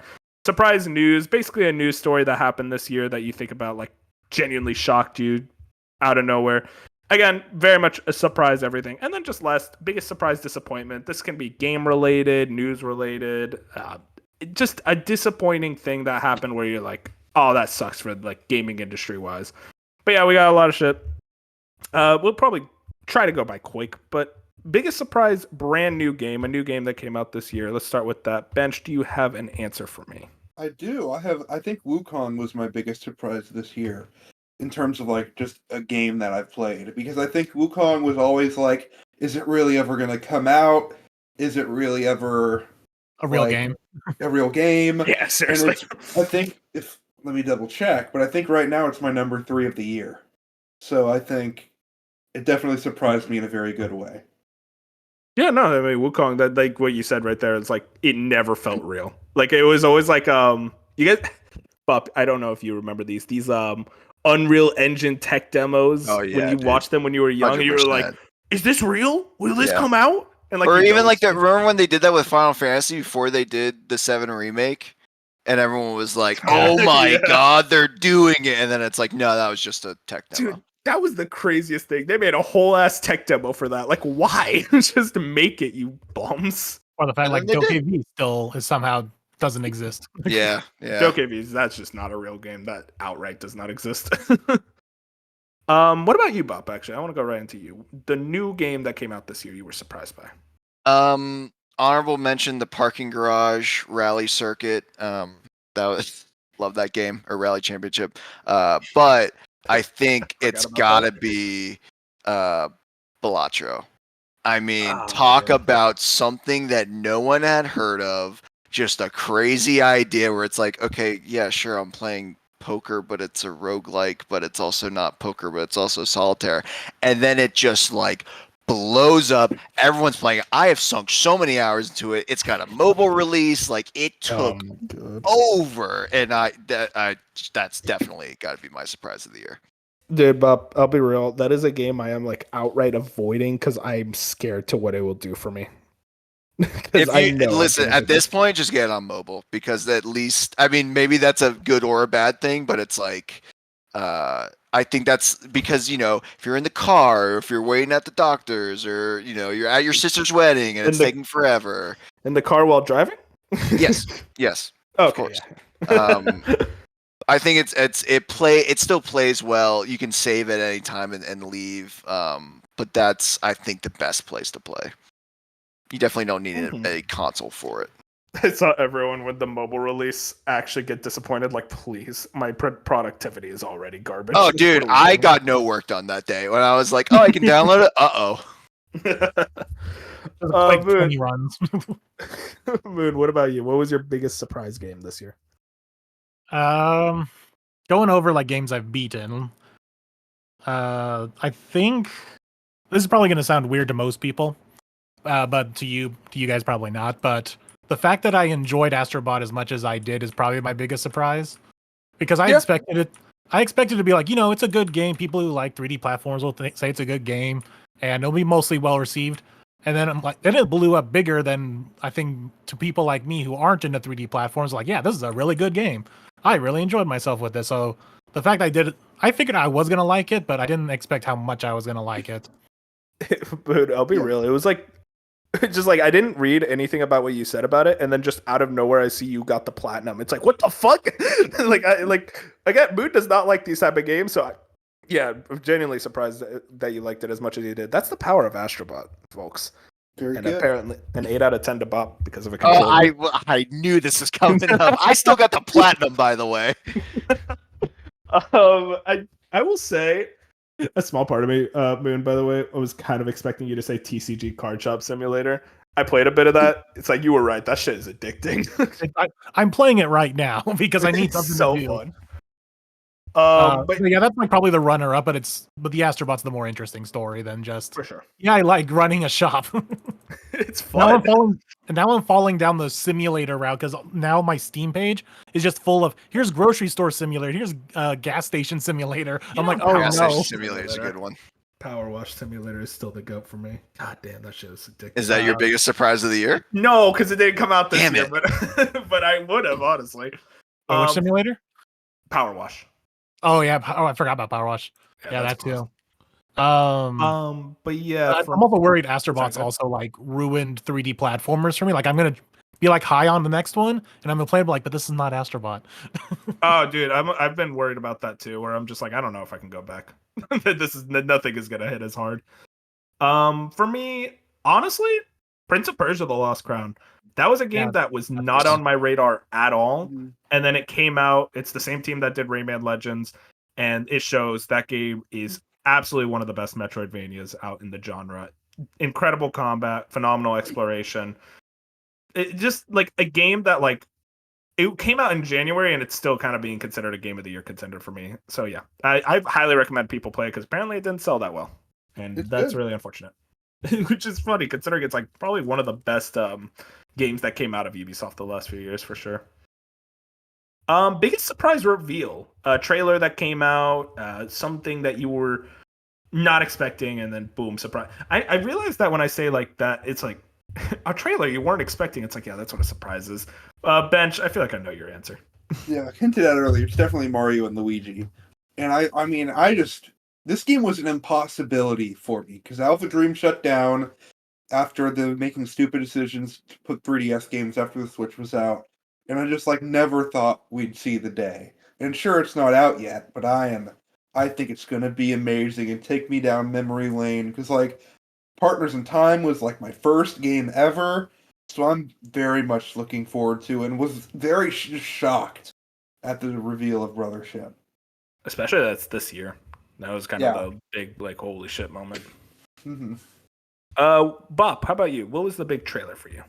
Oh man, I have a feeling this might be one of y'all, so I apologize in advance, but it's gotta be Claire Obscura Expedition 33. I still think about that reveal at the Xbox showcase all the time. I listen to that music every once in a while. And then it like, cause you're like, oh, what is this? Is this a new IP or is this existing? Now it's got to be a new one. And then they show gameplay and they're like, oh, it's turn-based. Oh, wait a second, this action turn-based? Okay, like it just kept like giving and giving and giving, and it's got some heavy hitter voice cast. It's got great music. It's got a great like just art design, like that main picture where it's like the Eiffel Tower's like crushing over to the side, and the more we've seen about it, I mean, this game doesn't look real to me. So I'm very, very excited. This is definitely going to be one of my top most anticipated games next year. There's on the trailer on YouTube, one of the top comments is like probably perfectly how I feel about it. It says, "So this is what it feels like to fall in love at first sight." Dude, that trailer, man, it was genuinely just an immediate like, wow, okay, I am interested in this game, because it's like you don't get a lot of Western like turn-based games nowadays, unless I'm like forgetting about a major franchise. No, Other I than, like, mean, no. Civ, but that's not really like turn-based. That's 4X more so. But yeah, I respect that, Bob. That's a good answer. What about you, Moon? How you feeling? Biggest surprise? I'm just trying to think. I was thinking, like, what was that big surprise game that just got announced? And we were like, there's no way they're announcing this right now. And then they did. Oh, those two. Duh. Yeah. Oh, I'm Ghost surprised. of Yotei. I'm surprised that's real, or at least it got announced that when it did. Yeah, Ghost of Yotei. That's a good answer because like it was like one of those things of like I fully expected that to be a 2025 reveal. So to have it at the end of the state of play, and especially it was. Especially like this kind of state of play, we were all expecting like just a lot of ports and remasters and some third-party stuff, and then all of a sudden it's like, no, here's our first-party big reveal at the end of the thing. So it was just kind of like a perfect unexpected strike. Even though I have not maybe I'll say I have a little bit of interest in it because of what's info's come out about it. Maybe I'll be interested when the game comes out. What? Did you not play Tsushima? No. Oh, you should. It's really good. Bob hasn't either. It's on the list. It's on the list. Yeah, Bob. I'm not. I'm surprised with Bob. But at least what they've said about Yotei or Yokai Yotei. What they've said about is like the less repetition of the open world and all that. That's made like, okay, maybe I'll just, and the fact that it's not connected makes me feel better. Like maybe I'll just jump into Yotei. Don't have to do. Yeah, it does. It is very pretty. I'll say that right there. Yeah. So I'm sure there was like another game earlier this year. Yeah, Mario and Luigi was also a big one because, like Ben said, we all thought that series was dead. So it's surprises like that. They're always the good stuff when we get those really unexpected announcements. Yeah, no, for sure. I think it was that feeling of like not knowing it exists, which is funny considering what I'm gonna say. I will quickly shout out Legend of Zelda: Echoes of Wisdom. That was a major surprise to be. We were expecting a remake, and then it's like, no, this is a brand new Zelda game where you play as Zelda, and it's in the toy art style. Yeah, and it's like that was not an like no one was really expecting that. So that's one that I'm like, okay, that was a genuine shock. You guys are gonna get mad at me. So technically, this wasn't a reveal, but to me, this is basically a reveal. Metal Gear Solid Delta Snake Eater had the trailer at the Xbox show that was the seller for me. Where before I was very much like, I don't know about this remake. I don't know if it's going to do, like, really treat the game with respect. And then I watched that trailer, heard the voices, and it's like, God damn it, this is still my favorite franchise ever. Like, this is everything I want from video games. It's like, I am so fucking ready for Metal Gear to come back. And pretty much the previews were like extremely high and glowing all around. And now I'm like, okay, is it this year? Probably not. And at this point, I mean, I don't know, unless you guys think like it's weeks in.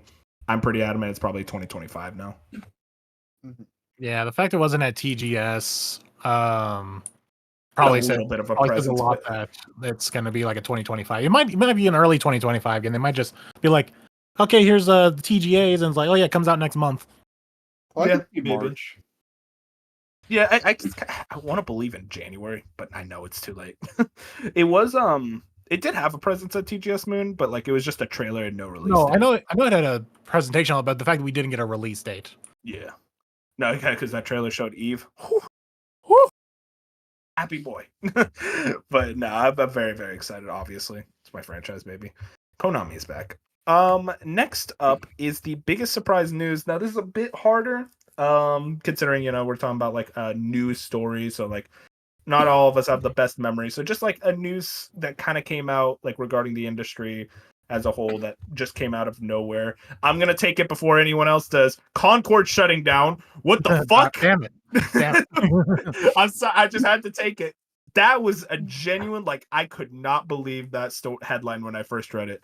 Because Concord, like, Destruction All Stars, those servers are still up. But Concord was such a fuck up that Sony was like, after 2 weeks, it's like, we're done. We're not even going to try. And also, like, all the stuff, $400 million budget, everything coming out of it. And I feel like we're going to keep getting news about that game for There's going to be way longer. documentaries about that whole thing. We're going to get news about the game longer than the game lasted. I'll say that. But yeah, God bless you, Concord. We miss you. No, we don't. Bench, what about you? News. I'm gonna do 2 news stories. One that's like industry news story, and one that's like me news story. So the me news story is just Trails Through Daybreak 2 being announced the day Daybreak 1 dropped. I think that was a really cool surprise news story that it was coming very early next year, and that it's coming as quick as it was. So that was just a fun surprise. And like the industry news story, I think it's just the shocking success of Black Myth Wukong. We now know that it's like sold 20 million copies in like a month, and that is crazy. And that goes to show when the 20 million in a month is actually kind of insane. And then we just thought about it a little longer. It's like, oh yeah, China. Yeah, but I mean, it goes to show that like games still can sell, and people really like those. And I think there's a wider topic on like maybe people don't like those like a while ago 60s were bad. I think people are now very hesitant on those 70 scores because there's just too much $70 price tag. There's too much. Like I think, and it like even scored low, and it broke like low 80s, and it like was as successful as it was. And it was a really good game. So I think that like ties into like the new game and just the success of it to me. Yeah, and it being like a new studio, right? Like they haven't really made much Indie, before that. Yeah, self-published, and very incredible success story. Very happy for Game Science there. Bop, what about you? Biggest news? you knew I had to go here. I technically have 2 as well. The first one, Tango, closing down. Yeah. Okay. You know what, Moon? I won't say the second one because then yours is probably going to be this one, so I'll just keep it to Tango. But I'm sure you can figure out what the second one was going to be. But yeah, Tango closing. You want to talk about a surprise? I remember. I'm pretty sure I was on that episode after that news broke, and I'm like, "Are you fucking kidding? What do you mean you're closing down the studio that released the soggy game of the year? Like, what do you mean you're closing? Did our title mean nothing to you? Yeah, we just all love that game, and sure, it didn't hit like these crazy financial metrics, but it was like finally a new IP that seemed to have broken through to some sort of audience. I just connected with that game so much, and for that studio at the time to be closed down, I was just like genuinely one of the most shell-shocked times I've ever had in the industry. And I think that was also like the point where we really saw like the change of Xbox strategy and what that kind of means and what we still don't know. Yeah, I mean, Yep. honestly, you could probably throw into that. Well, actually, maybe I don't want to trip over Moon again because we That's already what I'm took saying. care Like, of it. let's. But like, I mean, to Tango's point, like that was that thing of like I woke up and I read the article headline. I'm like, okay, that's not real. It's just a fake news thing. And it's like, nope, that is very much real. That actually happened. Which I feel bad because I think there was another news story that happened the same time that I was like, well, I'm gonna investigate this first. It was something pertaining to me. I don't remember though. It was so long ago. It also happened the same time as like Arcane Austin because like that was one that was like expected to be shut down. Everyone was like, yeah, Arcane Austin, Redfall, massive disaster, and it's like you wish Right. they wouldn't get shut down, but they're probably going to get shut down. Tango is like they literally released like a Game of the Year contender last year, and you still shut them down. Weird shit. Moon. I hope we didn't steal any more. Well, I guess I'll just bring up the other half. The fact that like a week later that they got bought up by Krafton of all companies, and they're now going to continue their work now, as we were saying earlier. Can say some other ones. We can talk about the success of Pal World. Oh my god, dude! I forgot that was this year. That was going to be my other surprise game, but it I only wasn't remembered it surprising because I'm you. flipping through Kind of Funny's playlist right now.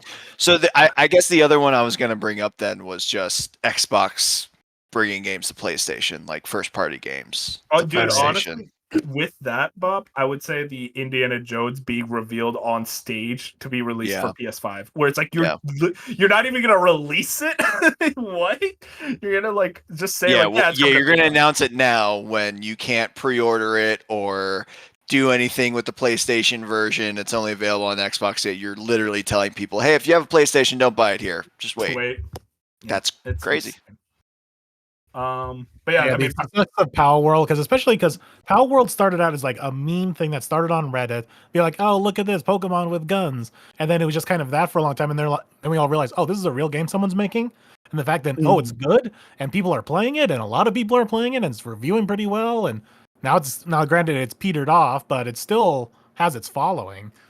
It felt like a perpetual Jeff Keighley hell game. Yes, I was just about to say that. Like, yes. It's always going to be at a Keighley shot, like a Doke AV, where it's like you see it once, it's like, what was that? That's never coming out. Oh, like Metal Slug Tactics? Yeah, exactly. Some weird, like, Unreal Engine, like, placeholder game where it's like, okay, yeah, we get it, but is there an actual game behind it? Turns out there is. And I'll add on, because since I remembered just flipping through all the Kind of Funny. Biggest surprise for me, the fact we're getting another Life is Strange this year and starring Max Caulfield again. That's like, that is just three levels of different of a kind of surprise. The fact that it was basically just like shadow revealed, like there were no rumors of a Life is Strange being revealed at all. And they just showed up at the Xbox show. Yeah, no, that fan base is very well fed right now. Oh, wait, I have another one. Go for it. The Insomniac leaks and that was December. That was December last year. Damn it! All right, moving on. But let me to that point though. Like the Insomniac leaks, it was insane, and I will say to this day, it's like it sucks that it happened. But the one part of it that I'm very thankful we got were the sales data, because we never knew the sales data of PlayStation games for the longest time, and seeing stuff like Tokyo Jungle sold 500K. It's like that's the nitty gritty that I love, or like Horizon being 23 million. But yeah, moving into finally biggest surprise disappointment, a game that you were kind of shocked, like you were as disappointed with it as you were. Bench, I'll start with you. How are you feeling? What do you think? As time goes on, I get more and more disappointed in Dragon's Dogma 2.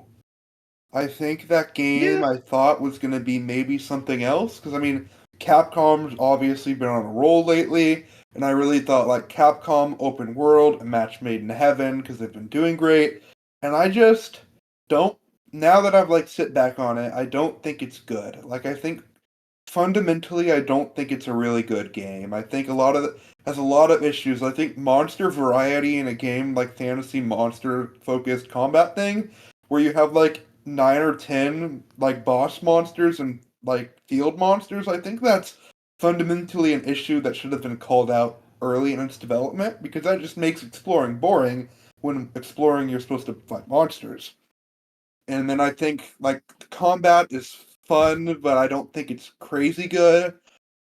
I don't think exploration is good. Like I think they went for this like artistic exploration of like you have to like pay to fast travel places with currency in game, and you gotta like map your way different places, and I don't think that works in a world that's fun, not fun to explore and fun to like see places in. I think it just feels flat. I think There's also the game that has like no fast travel.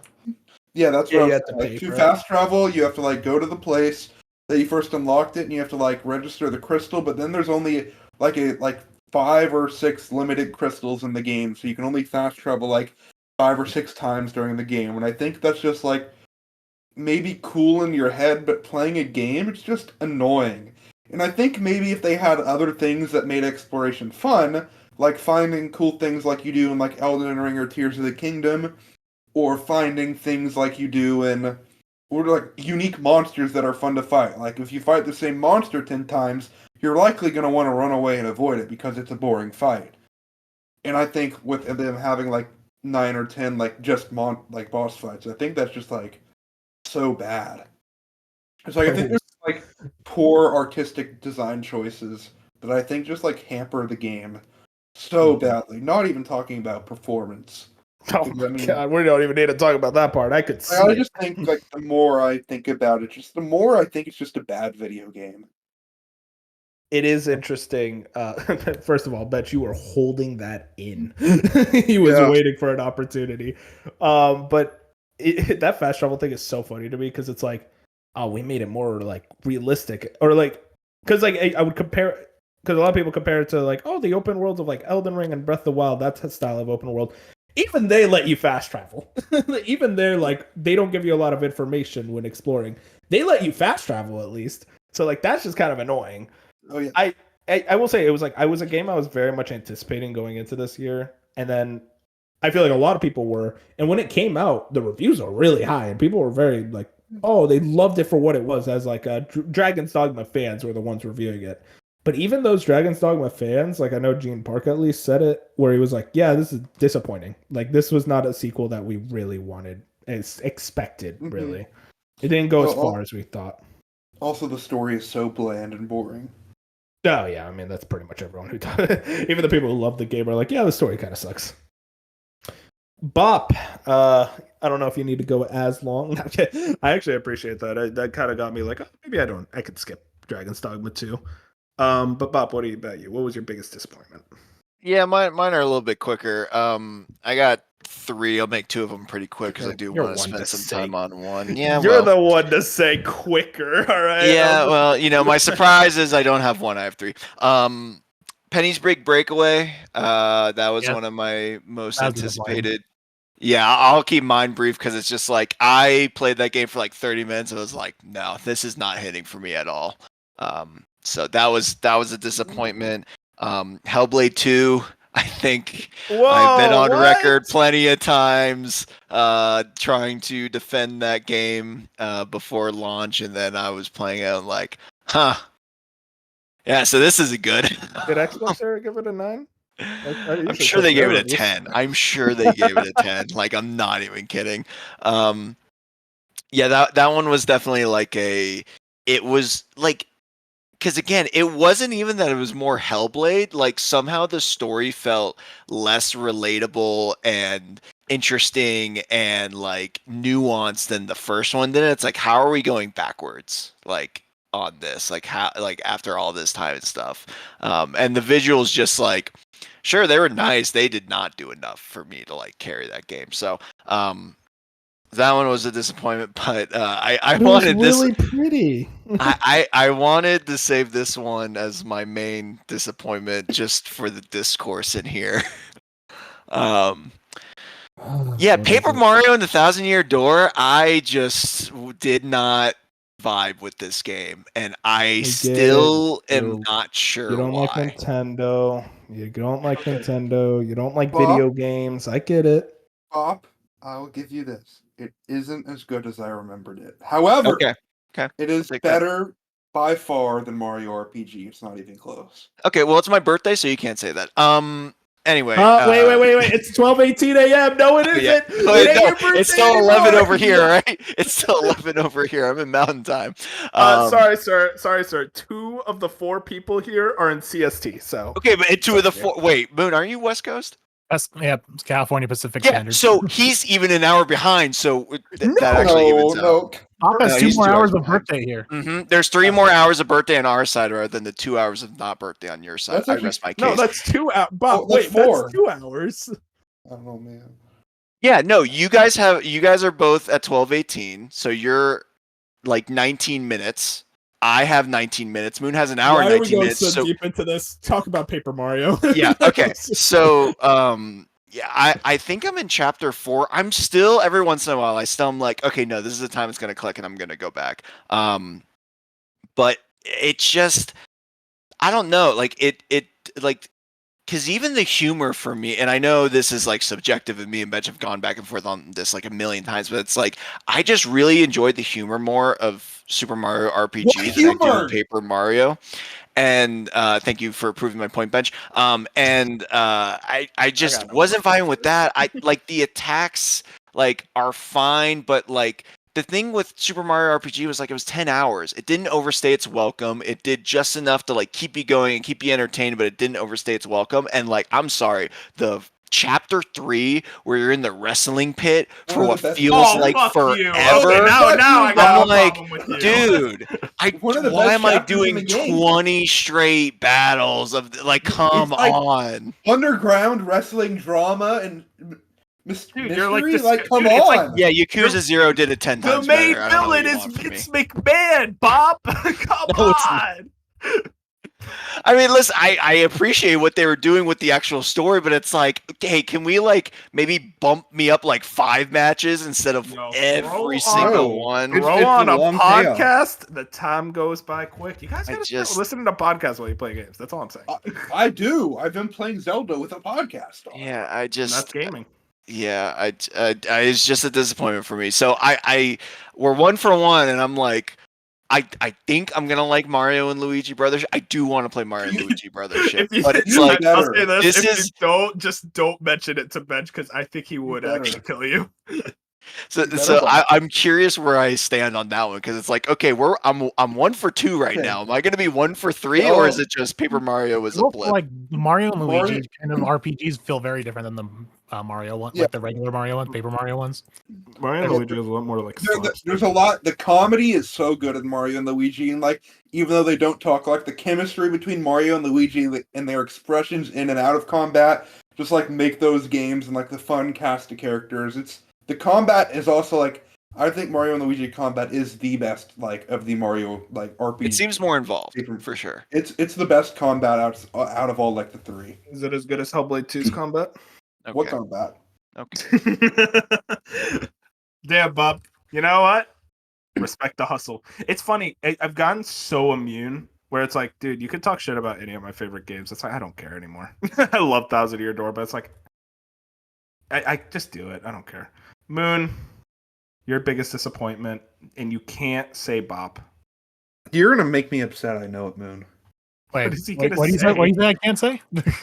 You can't say Can't Bob. say- I can't be your biggest disappointment. Oh, Just can't like say that, Rebirth apparently. either. oh no, that would have been Bench. It's But crazy.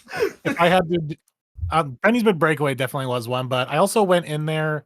I didn't go in there with any high hopes. I got sucked into, like the Twitch streams and the shadow drop of it, and like, oh, okay, maybe this is the game that gets me into it. No, it wasn't. It was Astrobot that got me into it. So what I'm gonna say I is had what to I'm wait playing a few months. yeah, I had to wait a few months to finally appreciate a good platformer. Sorry. And so what I'm gonna say right now is probably my other disappointment so far is what I'm playing right now, Plucky Squire. Oh, Ooh. Good answer. That's a 10 out of 10 from Paris Lily. I saw Dude, that discourse. Okay, real quick, it's I not- just have to say he gave it a 10, and then when he was like he quote tweeted someone that was like, "What are your favorite games this year?" And then his top 5 Plucky Squire wasn't there. So it's like, what are we doing here, Paris? I love you, man, but what are we doing here? Sorry, continue. But yeah, it's not a bad game in any kind of way. Like Penny's was broken and broke on me a bunch of times, but I'm just bored with it. Yeah, Like, no, Fusion was talking about it last week. It's very much a there's just not a lot happening like it's to very make you think. simple.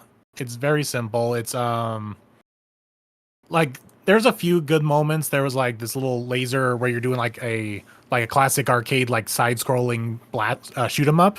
That was pretty fun, but it didn't last very long. You know what's even sucked about that was the whole point of that mission was blast all the enemies, find all like the floating away scientists that I got lost in space, whatever. And like, okay, so you have 6 of them. I'm like, okay, this will take a little bit of time. So I rescue one scientist, blast some enemies, find the second one, boom, boom. I get to the third one, and then you get like this little mini boss. I'm like, cool. So we'll do this. This is a pattern. We'll get 3, do a mini boss, do the other 3, get another mini boss. Cool. We get to the mini boss, and then it gives you the last 3 scientists. I'm like, no, I want to keep playing this. It's like, why do you have 1, 2, 3, and then all of a sudden drop the remaining 3 on you? Like, why? Jeez. So, and then I just got past this other one where you're another side scroller, like a 2D side scroller, where you have an axe power up, and this was kind of fun. It was kind of like a mix of a beat 'em up, side scroller beat 'em up platformer. And like this was kind of fun, but it lasted for like 2 minutes, 3 minutes tops, and then you're done with it. That's the thing is, all these power ups you're getting that they promoted in the trailer, you have them for that one level, and that's it. Then you're back to your dinky sword for the remainder of the game. And yeah, the interactivity with you like jumping out of the book is very minimal. Because what from the trailers made it look like is you were going between 2D and 3D and side scrolling and all this stuff for like multiple levels. Like, no, you do this for like one activity and then you're just back to the regular book in the book stuff. So it almost feels like false advertisement in a way. You're But telling me Plucky Squire is false advertising? in some regards, yes. I think the trailers gave it too much justice. Yeah, fair enough. It definitely seems like a game that better shows in trailers because it's style over substance type joint. Yeah, From and that's what I even said before. Yep. It I came remember out. us talking about it. Yeah, we were like, "Is this a style over substance game?" And then it got good reviews. And we're like, "Okay, maybe there is more to it." Like, no, people are just being sucked into the style. Bro, who are the review? Like, I don't. What did they see? Because like, again, I haven't played the game. Maybe Maybe I'll play it and I'll love it. I'll tell you, when Greg Miller said this was a experience game, I was out. I've never been more out. I think I would agree with that. It's an experience because it has neat ideas, but the problem is those neat ideas don't last very long, and then they go on to the next neat idea. Yeah, that's what I mean. Like, because it's like you have so many ideas, but you don't flesh any of them out. Don't flesh them out, and they don't stick around long enough for you to appreciate them. Because you're cool, you're doing a shoot 'em up side scroller gun game. That's fun, and then it's over, and then you're doing this, like I said, this beat 'em up side scroller with an axe, and they're like, "That was fun." Oh, it's over. You're doing things with, turning the book like on its side or whatever, and you do that once or twice a chapter. So it's just like. I don't know. It's hard. And the story, I mean, I wasn't expecting like a grand story or anything, but just how basic it is just kind of doesn't help. Yeah. Unfortunate. Yeah, I was hoping. I was actually pretty excited for it, but what you said, what Fusion said, and a lot of other people, it's like, yeah, this does not seem like something I would like. Yeah, I'm definitely glad it was part of PS Extra so I can experience it and be like, yeah, I'm glad I didn't pay money for this, unlike Penny's Big Breakaway, where I'm still upset that I paid money for that. Moving into mine, I'll say I haven't played it, but What? I am disappointed. What? You haven't played it, but you're disappointed in it? No. This isn't my choice. I'm just saying this is like a thing I wanted to bring up. Okay. God damn. Rise of the Ronin. I am surprised by the scores for that game. I was actually really thinking it was going to do a lot better. Bob was on a fucking victory tear. He was like, "You're a fucking Sony, eat my ass." Like, bro was so hyped. After Helldivers, he had to get his win. Yeah. But I don't know. I was This actually is really crazy. surprised. I was surprised. I love how we always act like Bop is a bigger PlayStation hater than he actually is. Like every day he's got like all these lists of like I just punch kids. employees. I just punch kids in Sony gear like every single day. Like I can't go to sleep without just, absolutely. I break into houses and tear their plates off and That sounds a little real. That sounds a little too I real. need Ronin to get to $30 because then I will buy it. I want to play it. It's just not I for think 70. I know it's been like 40 or 50. It hasn't been 30 yet.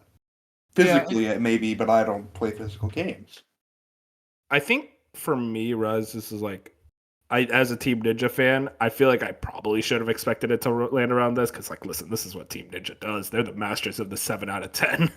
But like, I really did think this was gonna be the breakout hit, and I think me and Fusion talked about it once, where it's like, yeah, we always say all of their games are gonna be breakout hits, and it never seems to pan out. It feels like Stranger of Paradise is still the best Final Fantasy game, though, so I'll die on that hill. Also, Enon Zur composed the soundtrack for Rise of the Ronin. I don't know if you guys knew that. Huh. Interesting. I was actually very surprised. I just found that out now. But my choice is Black Myth Wukong, because a certain person in here told me it would be a wolf-ass game. That fucking liar! You're a fucking liar, Bench! You gave it an 8! You're a liar! Listen, I only gave it an 8 because of the last boss and the secret boss. Everything else, right now, I regret giving it an 8. I looked at the list of my games again, and I'm like, shit, this is a 7. All right? I'm sorry. When your combat is that fine, it has the most okay combat system of all time. And I'm expecting better things. No, I said 9, not fine. It's not. It's a 9 out of 10. No, I didn't say fine. Okay. I'm not talking to you, Bench. I'm talking to Bop now, because he listens to me. Thank you, Bop. You're But welcome. what I'm saying is, Black Myth Wukong, that is the definition of style over substance. That combat is just okay. It is just okay. When you have the most okay combat system of all time, I just cannot go further than that. I think there's a lot of aspects of this game that are awesome. The in-between chapter cutscenes, the storytelling, Journey to the West, all that, incredible. But you need to hone in your combat system for the next game. I will be there. I will check it out because I have a lot of faith in this team. But that combat system was clearly something that just needed more time in the oven and needed a lot more substance to it than whatever the fuck they were going for. I'd say the combat's good, not great. I just love that Bench had Wukong as his new game and his surprise news of the year, and Wolf was like, yeah, that's great. And then it comes as a surprise this point, Wolf's like, actually, fuck you, I hate this game. I mean, I agree with all that. It's like, wow, yeah, it was very good for that team. I'm glad they did well, but like, goddamn, get better combat designers for the love of God. For the drama. That was that's great. definitely like a big surprise that Wolf isn't like the biggest supporter of this game. Apparently, it's a wolf-ass game. I knew it. You're the wrong Wolf. You're an imposter. You're not allowed to recommend me games anymore, Bench. I'm serious. Play Metal Gear Solid 3 Delta. No, recommend me games I wasn't gonna play either way. Though I guess Wukong. You can play Metaphor. You'll like that. You're not gonna play it, but I'm gonna play it. What the fuck? Play Rebirth. What else have we been playing? You like that? Real quick. I guess, what about just least surprising game? What was a game that you guys kind of went into this year where you were like, yeah, this is pretty much what I was expecting it to be. I'm very satisfied. The two I'd say are Rebirth and Trails Through Daybreak. I mean, I knew they were going to be Game of the Year material for me, and they were. Right? Rebirth, apparently favorite game of all time for the next, probably 1 week. Maybe he changes insane. For me, this Metaphor comes out in a week. Continue. Yeah, but I'm expecting Persona 5 level, and Persona 5 isn't number 1. It's number 5. For me, it's definitely, as much as I do have problems with this game, I've still put in like 200 hours into College Football 25 this year, and it's it is good to be back. Like, I have my gripes, but man, I can't like escape that game, and it delivered, and I'm so happy that it did. Let's go Buccaneers, baby. That's pros. That's NFL. Okay. Owls. Crocodiles. Owls. Okay. Because I knew it was Florida, so I'm like, oh, crocodiles. Also the Florida, that's alligators. Crocodiles are, oh my God. The wrong Leviosa, not Leviosa, ass motherfucker. It's two different animals. They're kind of the same. All right. Did Fusion get super into college football? Do you remember? Yeah, he didn't. I don't think he bounced off a little bit more than I did, but I think he still plays it a decent amount. We talk about it from time to time. Yeah, no, shout outs. Yeah, I was surprised that it was actually going to be as good because going into the year, I was like, it could be probably a Madden clone at this point. But then, like, but as we got closer, it's like, no, they're kind of nailing it. Yeah, it seems like that's like I guess it would be another like big surprise of the year is that it actually kind of delivered. Mm-hmm. Hey, the real one's new. What about you, Min? Do you have a least surprising? Surprising. Oh no, least surprising. yeah. Like you were just Like like the fact that you just like liked the fact that I liked it. I mean, I can go first if you Yeah. need some time. I mean, I guess I'll say it right now because I'm like looking at my list and I'm like, oh yeah, I mean, I like that. I mean, okay, yeah, I guess I'll say Rebirth. Oh, or actually, no, you know what? Hades 2. I'm gonna say, Yeah, I went in and I got pretty much what I wanted out of what's available because it's still being worked on. But I went in with like I'm gonna enjoy this, and I did enjoy it. So I guess that's how that definition works. Of I'm least surprised at how much I liked it. No, for sure. I gotta go with Power Wash Simulator. It didn't come out this year. No, I'm kidding. Oh yeah. I mean, listen, it's Elden Ring Shadow of the Erd Tree. I went in, it's like, yeah, I want this to be the best DLC of all time, and it kind of delivered in every way. It's pretty much more Elden Ring, and everything it needed to be was just more Elden Ring. It did that exactly, and way more than I expected it to be, especially with the size of it. Miyazaki is such a liar. He said the size of Limgrave. You liar. It was legit like 5 Limgraves stacked on top of each other. And apparently no one talks about it according to Bench. I stand by that statement. Yeah, what Bench? You say people talk about Rebirth still. Yeah, they talk about how it failed. No, they talk about how it's Game of the Year. I see stuff daily. What are the sales? What are the sales? Sales don't determine how good something is. Bob, join me. Get his ass. I'm staying out of this. Bob's on my side. Bob, whose side are you on? I am kind of with Bench. What? Like Rebirth is still sticking with me. No. I'm not talking about the quality of Rebirth. I'm talking about how he thinks that people stop talking about Shadow of the Erd Tree too quickly, apparently. Because he did. No, where? Where are you going this information? Follow Final Fantasy accounts. Okay, but I still follow like general gaming news, and I haven't heard about Shadow of the Erd Tree in a month. Gaming news is talking about how the sales have been disappointing. That's why it's in the conversation. They're talking about how it's a good. Hey, there was Who good Final Fantasy. There was good the Final Fantasy accounts. Okay, did you know Final Fantasy got nominated for 5 or 6 awards today? Yes, because it's a good game. Shadow of the Erd Tree is also a good game. Who cares, Bench? See, I don't want to be. I don't want to be blamed for the long runtime. No. I don't want to be blamed for the long runtime because of this. Thank you. It's okay. Okay. Shout out to Moon. Thank you, Moon. Thank you, Moon. Speaking of Golden Joystick, I need to go vote on that. I haven't voted yet. Dude, I hate how they do it in fucking like in October. Like, what are we doing? I'll just go over everything with everyone real quick. So, best storytelling is the first category. You got Lorelei and the Laser Eyes, MEO the Smiling Man, Rebirth, Tactical Breach Wizards, 1000X Resist, and Infinite Wealth. I am voting for Infinite Wealth. Best multi. How many of these are there? There's a lot of awards. I don't think you need to go over each of them. Yeah, never mind. I just noticed that too. Where do you nominate? What is it? Can send me a link? It's on Games Radar. Yeah, Games Radar. Yeah, but they don't show the link for the actual like letting you vote. Oh, there it is. It's like the first thing you have to like start vote.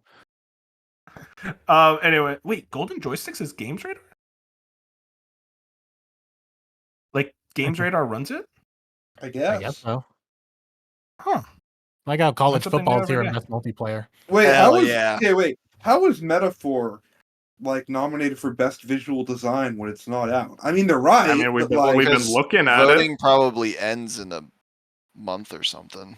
Probably have time to vote after the game comes out. Best indie, got skip this.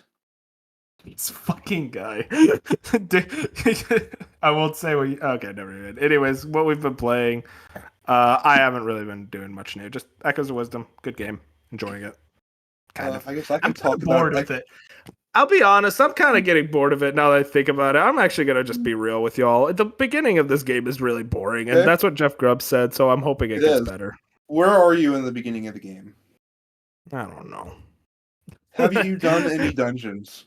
I've done the first one. Okay, yeah. It starts opening up over time, and you start exploring more. I've gotten to the point that was talked about where it's kind of like after, like like the big story event happens and it really opens up when like there's 3 different places you can go. I've finished one of those 3 places, and I really like this game. It's like in the running for like my top 5 of the year so far. I'm just the more I play, the more I fall in love with it. I like that it's kind of a Zelda world and with characters we haven't really seen. The lore is really cool. There's some interesting tidbits. The music is great. I like the echoes and how Zelda controls. So yeah, I'm very high on this game. Frustrated with the combat specifically. It just feels really slow. And that's kind of my thing of like having to summon them. I wish my summons would just attack immediately. It feels like there's just a little bit of waiting that goes on, and they're not like immediately on the person I'm targeting. They kind of wait a little before attacking, which I get, but it just feels slow right now. Yeah, you just have to get more things. I think that's really it. Yeah, fair enough. It seems like it's going to be with time. I'm going to enjoy it more. You better. Bob, you have like 12 games here. As per usual. As per usual. Going through them quick. I mentioned it earlier. Parking Garage Rally Circuit, banger game. It's the one I talked about last week or 2 weeks ago, where it's like the Sega Saturn looking graphics. And it plays like the old like PS1 rally racing games, but they take place in parking garages, and it's got that really cheesy like 90s vibe, like polygonal graphics. Really good. Love that game. Astrobot, I also finished this week and infamously gave an 8 What's out your of score? 10. Say it louder. Gave it an 8 out of 10. I can go 7 if you want. Wait, I'm annoyed by the reasoning. The reasoning is what bothers me. If you said like actual understandable reasoning, but the reasoning is the controller. No, that was not my first reason. That was my second reason, and I specifically kept it my second reason because I can't fault it too much for the controller. But I just like it's good. I just don't like, and I don't know if it's nostalgia. I don't know if it's because I don't have a connection, but I just kind of was a little disappointed that it wasn't like Astrobot felt more like a vehicle for the properties and the play and Sony and PlayStation. And I get it. I get that's the point, but I was kind of hoping more like that we would have more of like, I don't know, like I'm not asking for an Astrobot story. Like I'm not asking him to be a sad dad to go on the third person action adventure game. But like I don't know, I wasn't, because like at the end, like I wish there was more of that, because it kind of felt like when that final episode or that final like level and kind of that build up and everything was great, and it just felt like you don't really get much of that moment to moment throughout the game. So it kind of just didn't hit the mark with me, but I still had a great time with it. I thought the challenge levels were a lot of fun. I will be going back for the speedrunning update, and I'll probably collect the new bots afterwards. And like I said, I got the platinum, so I definitely enjoyed my time with it. It's one of those things where it's kind of a bummer, because it's like you see everyone giving it 10 out of 10s and everyone loving it, and you want to love it, and you're like, I gotta be real, like it's just not connecting with me like it is other people, and that's okay. I wish I was a good person. Not kidding. I mean, like, fair enough. It's so good. I know. Yeah. Listen. I'm being unfair. Yeah, no, everything you're saying is fair. Yeah. It's just, yeah. I wanted to like it more than I ended up doing, but it's still a great game. I wouldn't say it's bad or anything. Like it just didn't connect with me like I thought it would. Yeah, What the Car? It's an indie game. I played it Steam Next Fest demo. I finally finished that up. Hey, I like Astrobot more than this game. It's got fun ideas. It's like a kind of a start finish. It's kind of like the speed running levels of Astro, where it's like you just have to get to the finish line under a certain amount of time, and there's variables and obstacles in your way. It's very creative, kind of cute, funny, and also kind of challenging in some areas, but like it's not doing much for me in the grand scheme of things. Been playing more UFO 50. I'm just not like, I know there's like a niche of people who really like what UFO 50 is doing. I like part of what UFO's 50 is doing, but there are certain genres of older retro games that I just have no interest in. And like the shtick is that you kind of like force yourself to play all these games because it kind of like dives into this deeper thing. But I'm just like, yeah, I'm playing the games I like, and I kind of want to beat those, and then I'm not willing to go that extra mile to dig deeper into what the game's all about. But like, what is there is really, I mean, it's super creative. It's like the fact that they made 50 games is incredible. Dude, no, like it looks awesome. It looks like something that would appeal to me. When these fuckers not put it only on Steam, which is like, you made Spelunky, you have the money. It plays so well though on the handheld that like I think this would be a good Steam Deck game, but I understand if you don't want to do it, but it's worth checking it out. It has to come to console eventually, right? It has to, yeah. No, I think if you wait too, yeah, it'll come eventually. And then finally, yeah, still playing through Ocarina of Time. I haven't played much this week, so I don't have much to say. But I'm still very much enjoying that game. Hey, listen, Ocarina of Time, Bob. You were saying you were having an FF7 moment with Ocarina of Time. Yes. Want to know what other game came out in 1998 that changed the landscape of the gaming industry?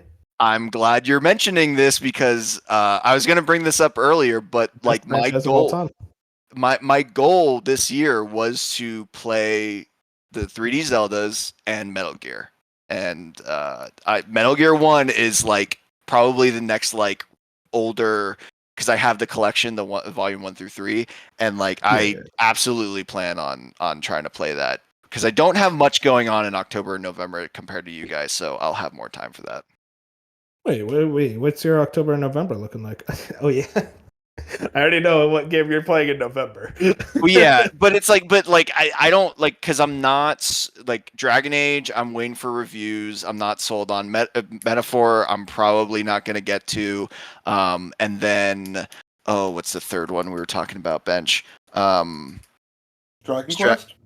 Yeah, Dragon Quest is a potential maybe, and then like indies in December. So there like. I'm not as committed to the October-November slate as you guys are, and like the games that I are, it's like Black Ops. I think you were maybe thinking. Yeah, but again, like that, like I can play Black Ops and Flight Sim kind of whenever, but like a single-person story dedicated game, yeah, I'll have more time than I think most people will because some of those games just aren't speaking to me. So, yeah, I want to get to Metal Gear is also on the list, and I want to at least get to one before the end of the year. Good man. Well, we'll see. We'll see.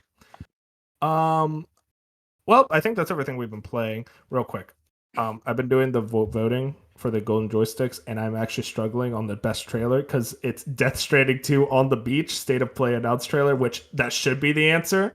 But Bob, the Kingmakers reveal is also that's there. Gotta be it, dude. That was it was like waking up. Yeah. Dude, that thing made fucking waves. God, that should have been the surprise reveal. God, that was so good too. Oh, we should have said that. I forgot about it. It's like early access now, right? No, it's not. It's. I have it wishlisted on Steam. They haven't said anything yet, but God, I need to go watch that trailer again. Somehow they say it's this year. Like, no, it's not coming out this year.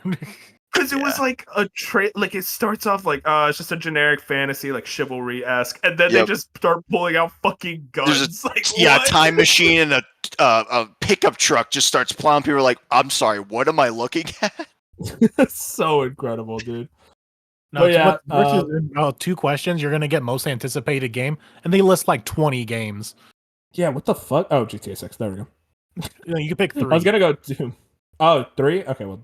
GTA 6, and then Doom I did Expedition 33, Silk Song, and Doom the Dark Ages. And, I did Death Stranding to... Slay the Spire. There we go. Oh, yeah, that's going to take over your life. Bob, no, seriously. I'm scared. What'd you say, Moon? I was going to say Expedition 33 is next year. I'm excited. Yeah, dude, next year is so stacked, man. I think that game's going to be great. I just don't know about 2025 for it. Yeah, I mean, you say that about most games. I was gonna say, it's like, I don't know if this game's gonna be that good. Oh, it looked fantastic. It's just like it's one of those Like- games that's primed to get delayed. Yeah. It's not made in That's Japan, fair. so it's not gonna be as good. I mean, you're. Hey, he said it, not me. No. Anyways, before we go on a tear about Japan versus Western games, because I know Bench is losing it, he wants to say it. This was a good episode. I had a lot of fun. About 2 hours. The very low amount of news. I'm blaming Bob, baby. There it is. All right, I'll take You it. know what? No, you know what it is, Bob. I think you bring out the best of us. I think you bring Aw. out the most conversations. Like when you give Astrobot an 8 out of 10, and I have to confront you about your insanity. Also, the topic was pretty beefy. We were done with the news after like an hour. Like we did spend a lot of time on the topic. It was a good topic suggested by the birthday boy, who it's his birthday for 11 more minutes in his local time. So Yes. don't expect it to be too nice. Remember to leave a Anyway. comment telling me happy birthday. Leave a comment. Check us out on all the usual platforms: YouTube, Spotify, Apple Podcasts, anywhere you can find your podcast. They're pretty much everywhere. Like it. Any type of support helps us out. And Twitter @Slicing Gaming. And with that, I think that's all for tonight. Have a good night, everybody. Thank you for watching. Say goodbye. Good night. Night.